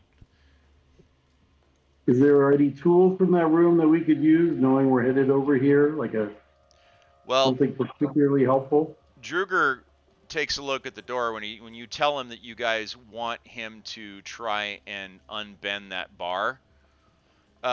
It turns out it really was one of the ballista bolts that had been bent back around the handles. Trying to bend that, even with Druger's strength, would have been extraordinarily hard to do. I mean, it would have been highly unlikely. But by virtue of getting the crowbar and bringing that out, he figures he can probably get that open if he works on it for a little while. So let him do a quick roll here and see if he can go and get that. It would have been sheer folly a little while ago, but now it's going to just need him to do a 16 or better. Ability check. And how does he get an 11 when he has a +5 on his... When he has a +5 and he rolled an 11, that should have been... Oh, he rolled a 6? I thought he rolled a 9. Okay. He's not able to get it to bend. The crowbar is a little bit too big for him, so he can't quite get the leverage that he needs on it. So he's going to hand it over to one of you guys to give it a try. Okay. All right. What is your strength? 18. All right. Go ahead and give me a roll. You need to do a 16 or better with your strength. Yeah, it's really hard. That steel is quite old and really is not going to give very easily. You notice you guys are kind of making a little bit of noise. Right. Bending. Is there a way to break it with my warhammer or something else? You could do that if you want to try and break it, that would probably be easier than trying to bend it. You could break the handles Yeah. off. Or is there a way to take the doors off the hinges? You could, but you'd have to break the stone. I mean, the hinges are buried into the wall, but you could break through the stone or try and break the doors No, around the hinges. we'll just break the bolts, All I right. think. So wait, you're gonna try and break the handles off the door that the bolt's gone through, or you're No, gonna try and bend the bolt? I thought we were gonna try to break the bolt You're gonna try and somehow. break the bolt? Okay. Do you want to heat it, chill it, just try it regular strength? Um, Try to cool it. Is there a way to cool it off? Well, if you heat it, you get softer. If you cool it, it gets more brittle. That could end up making a difference. Right. I just don't have a way to make it cool. Does anybody else? I'm sorry? I don't have a way to cool it off, I like a see. spell. Got Does it. somebody else have a way to cool it? Anybody here got frost touch? Let's see. I don't think anybody does. Now that I've gone and said that, I realize I'm asking the room, and there's only 3 of us here. So let me double check. I don't think anybody has. That was probably one of the dumbest things I've done. I'm sitting there waiting for people to answer, and they don't exist. This is why. I mean, Damien could hit it with the cold chromatic orb. Yeah, I was thinking, but it's kind of a waste of a decent spell. Yeah. I think if we just hit it hard enough. All right. Unless there's another way into this room that I'm not thinking of. All right. Drugger's. Does she have? What does she have prepared? Nope. All right. Taking one last try. Damien's gonna try bending it. Okay. It's highly unlikely, but he's gonna give it a shot because it would be less intrusive than trying to bang through a bar. That's gonna let everybody in the place know we're here. So he's gonna try strength. He needs to get a 16 or better. Ability check. He doesn't get it either. Someone help him? What was that? Could somebody help him? Give him advantage on the roll? Let's see. Why not? Let's see. Who else has got? I don't think the rest of you guys even have a strength high enough to do it. I think Elrin can try. She's got the minimum strength. You need a 13 or better strength. So, okay, she's gonna give it a shot.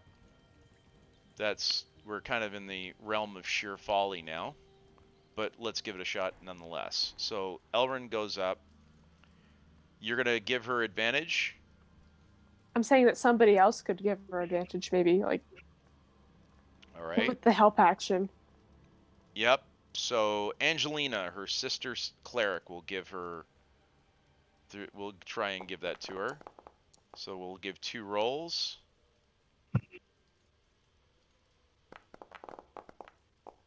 And her second roll, the chick does it. Wow, 19. Which, now that I think about it, is only poetic. So, Elrin She dropped the thunder. She is a cleric of Tempest. So, as Angelina uses the help action to give her advantage, Elrin is able to do it. So it's sister power. The 3 girls go and give fist bumps to one another. The guys start looking at the ceiling, wondering how they got talked into this cockamamie outfit. But nonetheless, the door is now no longer locked. You guys did take several turns to do so. You did create a certain degree of noise. So the question then becomes, are you still alone? How do we find those stairs going upwards? So we're pretty sure there were no stairs in that room to the northwest of us, correct? That is correct. All right. So I guess this is the only way forward, unless we miss something. All right. So you guys open the door. Yep. Druger runs in with Hugh in his hand. Ah! Oh. Damien right behind them. Men trying to go and preserve what little of their dignity they still have. only to find it's like, I loosened it for ya. Is the usual. Unfortunately, they go into that room. They don't see anything. However, you do kind of notice that as everyone starts to pour in, that this appears to be the room that you saw from above through the arrow slits. Right. Only from this vantage point, you can see the room a little bit better. And from this vantage point, you can see that there's a door to the north. That's that door that you saw earlier on. That's the one that you saw from the protection rooms. And over on this side, when you look up above the ground, you can see what looks like a balcony above the doors. They're about 25, 30 feet in the air.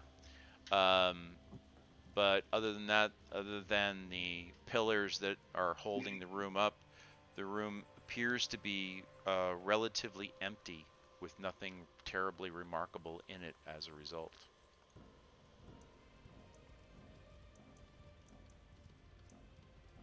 Do you want to listen at the door to the south before we keep going east? Probably a good idea. I'm not sure what is a good idea anymore. I don't know which way is going to go up. That's hard to determine. I mean, eventually we're gonna find it because this place is only so big. There's only so many. There's only so many doors. There's only so many places it could be hiding. You're pretty sure you don't hear anything on the other side of the door. Alrighty. All right. Can everybody else pull up? I'm sorry. Can we bring the party together? Yes. Everybody Got else some is in the. laggards. Yep. Everybody else is in the room. You've got all of the usual cast of favorites. Let's bring the. Are you gonna try and open that door? Yes. Okay. Is it locked? Well, I had it locked for you. All right. And as you open that door, you find that you're not alone. And on the other side of that door, walking forward to investigate the sound of food, were 5 ghouls that had wandered into this antechamber. And they now see you on the other side of the door, and they start to hiss. Ladies and gentlemen, we now once again find ourselves in Mortal Kombat. Wait, wrong game. No. We are now going to quickly roll for initiative, as we are now in combat once again. I don't know if you want to back up or let them through one at a time. Kind of up to you. Sorry, what? I don't know if you want to back up and let them through the doorway one at a time. Kind of up to you how you want to proceed. I just thought that would ensure you're next to someone and get sneak attack. But it's up to you. But I can't move until it's my turn, probably. That is correct. Damien gets first whack at this.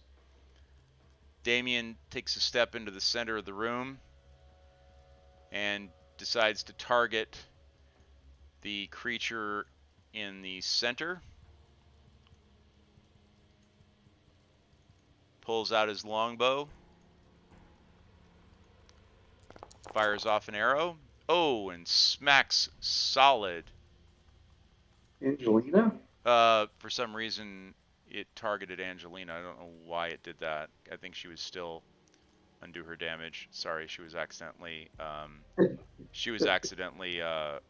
targeted. For a second there, but Yeah, fumble. I'm not exactly sure how she got targeted, but somebody has her targeted under a different view, and that's fine. We'll fix that. Racist school first. Yeah, exactly. There we go. She's no longer targeted. However, the ghoul took a very vicious shot. He fires off a second bow with his second attack. Unfortunately, the second one misses and flies past him harmlessly and slams into the wall. All right. Next person in combat is one of our friends. I think that's your cue. What was that? Oh, the ghoul gets to go next? Yes. I wasn't watching the Yes. backer. He takes a step forward, steps into the doorway, and targets the person who opened the door because he's dumb. He's a ghoul. What can we say? The ghoul tries to slash, and he misses.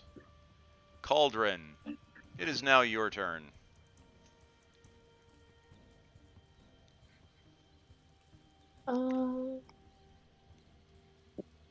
It is my turn. I think I'm gonna. I don't necessarily want to be surrounded by all them, so I think I'll just. Who's that in the doorway? Oops. Slam. Nobody home. He's not here. I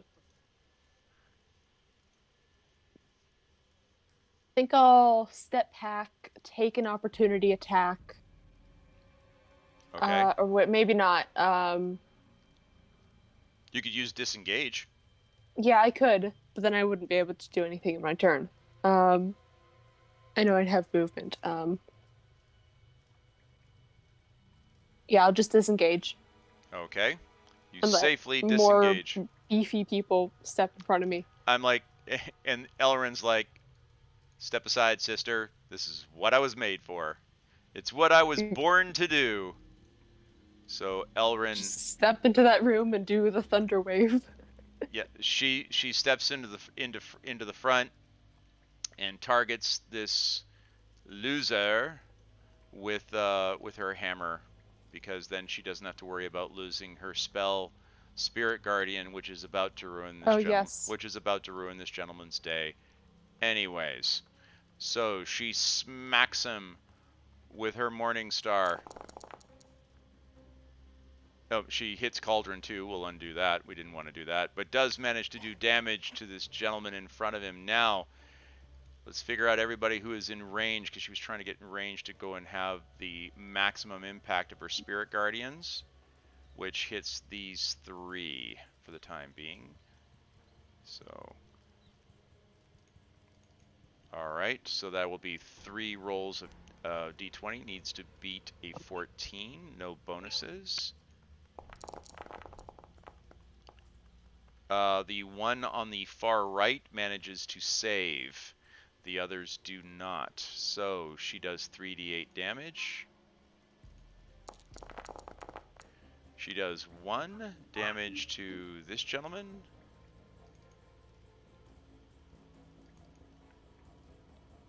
Which is this. Alright. She does 1 to him. She does 7 to the guy in the doorway, which I can't reach at the moment. There we are. And she does, what was that? That was 2? No, that was...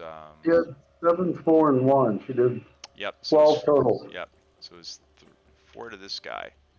All right.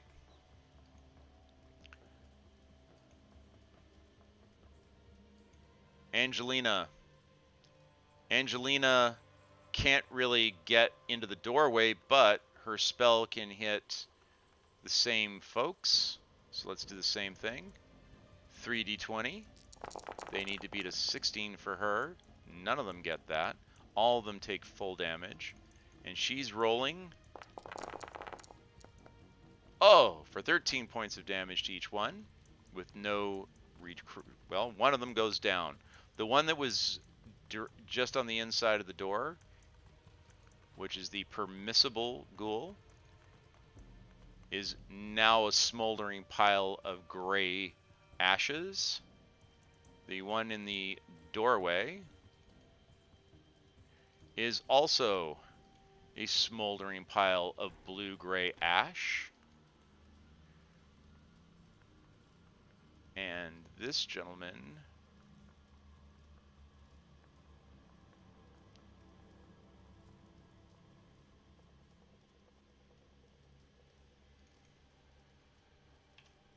there we go. is very hurt, but still with you. All right. The racist ghoul, because apparently they have them too, steps to the door, towards the door. One, this guy here in that doorway is All racist, a little ghoulish. What do you think about it? Yeah, you know, well, what can you do? I want to try and move this guy out of the way, but I can't. That wasn't too smart of me. I can't get...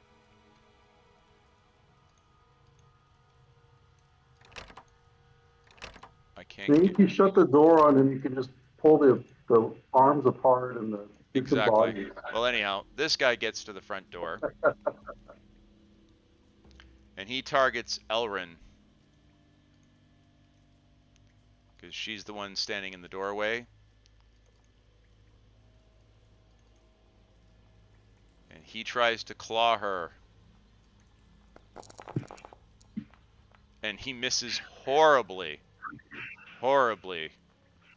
Ruger, your turn, sir. Now, can I attack the racist ghoul in the door? Yeah, can you target him? Because you should be able to. I'm trying, but opening and closing the door. Yeah. Let me target him for you. There you You go. target him through the combat tracker. Yeah, just go ahead and target him there if you can. That's the better way to do it. Not letting me select on him. Okay, hold on. Yeah. But have you targeted him? Let me pull him back one square. There you I go. don't think so because I All don't right. see any change. All right. I pulled him back one. Go ahead and target him. There you go. Okay.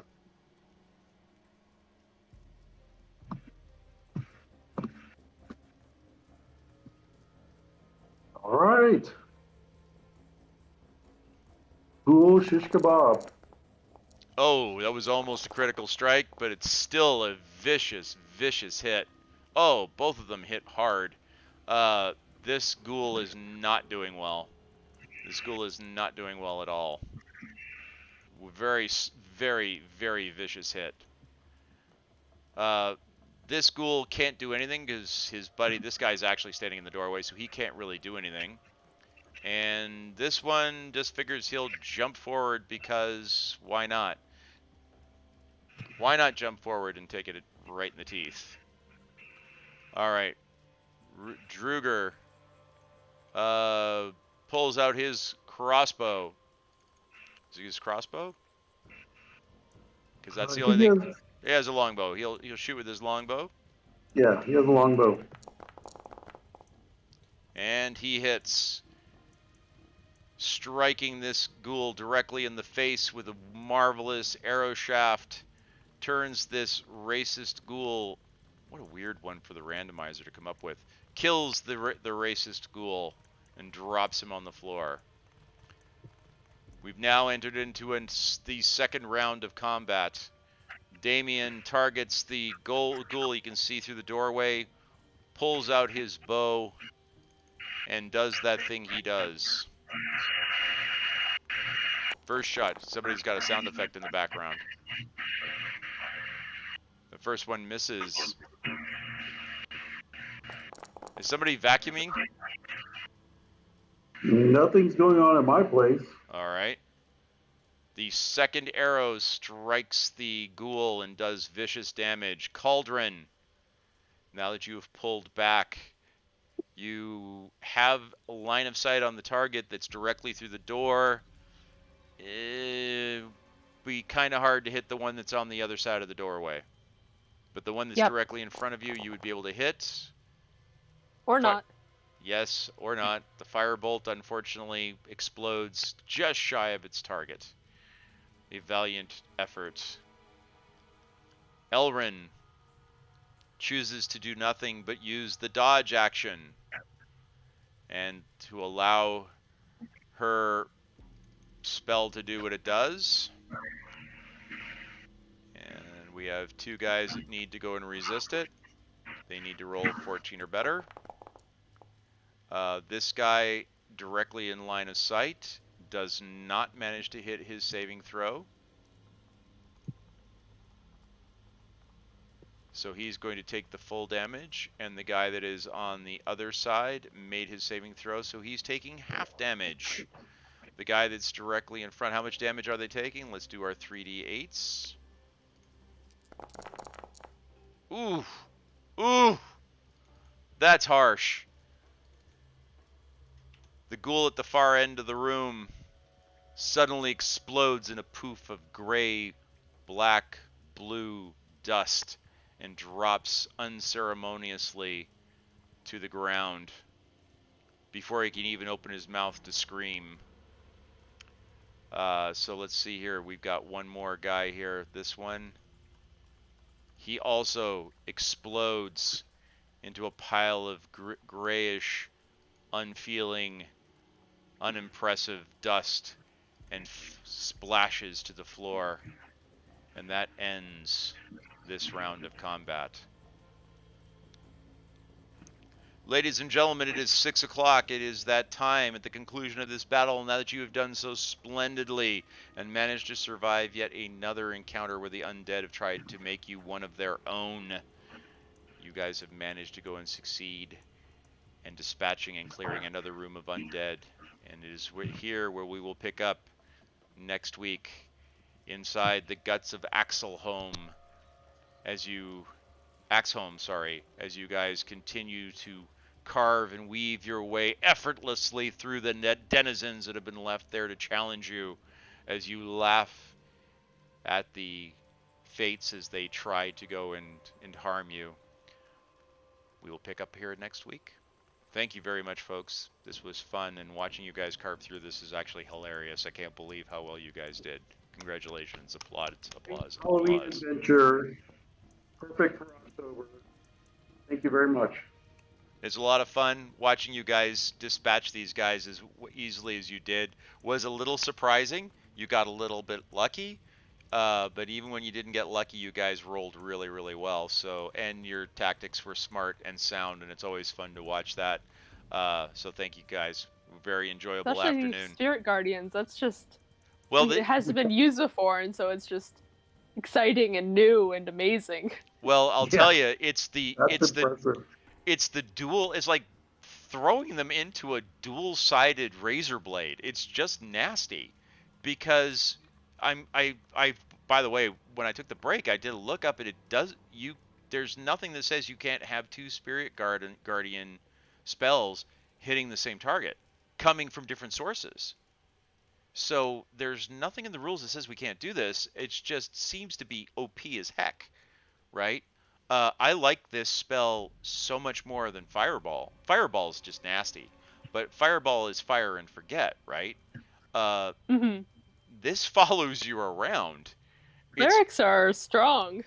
Well, I remember watching a YouTube where there was a discussion about, hey, is Spirit Guardian OP? I'm thinking, yeah. Especially, think about it. If you, next level, they could boost that 1d8. And just let it run for 100 turns when they go into a dungeon. That's just silly. I love it, though. But it's just silly. But yeah. It's still concentration, and eventually it ends. Yeah, all it takes is one of them getting whacked. Like, Elrond was really kind of taking a chance going in the front, because if she got hit, she could have lost her concentration, which would have been bad. But or something that has a really good save is never going to be affected. Yeah, exactly. Well, fortunately, you guys are up against things that, the spiders had much higher saves than the ghouls. But even so, yeah, if you guys get into something that's got a ridiculously high wisdom or something like that, then yeah, Spirit Guardian's just going to be as if it didn't exist, and that's when spells may need to be changed, and that's when... Even then, it does half damage, not no damage. Exactly. True. But that's where bad rolls and I don't know, if anything's immune to either radiant or necrotic damage, because those are the two... I don't think that's very many creatures. Not a ton. In fact, if anything, a lot of them are susceptible to it, especially the radiant damage, right? So especially, we're matching clerics against the undead. Yeah. So well, this is let's also face it. You have a paladin, an Aasimir paladin, and two clerics, one of which is kind of tailor-made for going after the undead. So yeah, it's, you know, but if she gets hit and she takes damage and she turns into Ravina, that spell goes bye-bye. And you know, not that she doesn't have spells that she can't bring to the table, but that's something you would lose, plus somebody who could heal for you. So just another thing to bear in mind. So hopefully that doesn't happen. All right, guys, this was fun. Appreciate it. I will leave the game up for a little while if you want to enter notes. I'm going to do some debugging on the errors we were getting, but they were annoyances for the most part rather than anything else. Yeah. And I am going to look into Cauldron why we're getting that macro every time you roll. I don't understand it. It's not in your weapon, and it's not turned. I don't see anything that should be turning that on for you, so I don't know why that's been happening, but I'll look into that too and see if I can't fix it. Everybody who is watching, if we happen to miss you coming on board, by the way, tell Leo thank you very much for watching, and very, very sorry to your mother about any blue language that may have made its way into the call today. Don't worry about it. If memory serves, you must be getting close to middle school now, yes? Yeah, no, he's in middle school. Yeah, I'm thinking probably nothing he hasn't heard before. So, but still, nonetheless, we must be respectful. So, nonetheless, if anybody was watching today and we saw you come in and we didn't mention we saw you coming in on the chat, our apologies. We will pick you up later, but this will get posted up to the YouTube channel, and anyone who, so like Ninako and Makiko and Kenji could not be on today. Well, Ninako was here for part of it. They'll be able to watch the Twitch, catch up, see where we are, find out how we got here, and that's why we do this, so everybody can be up to the latest and greatest. Even though we do a review at the beginning of every call, it still should help people understand and have a better flavor. All right, folks, take care, and we will talk to you later. Bye-bye. Thank you. Bye. Thanks, Eva. Bye.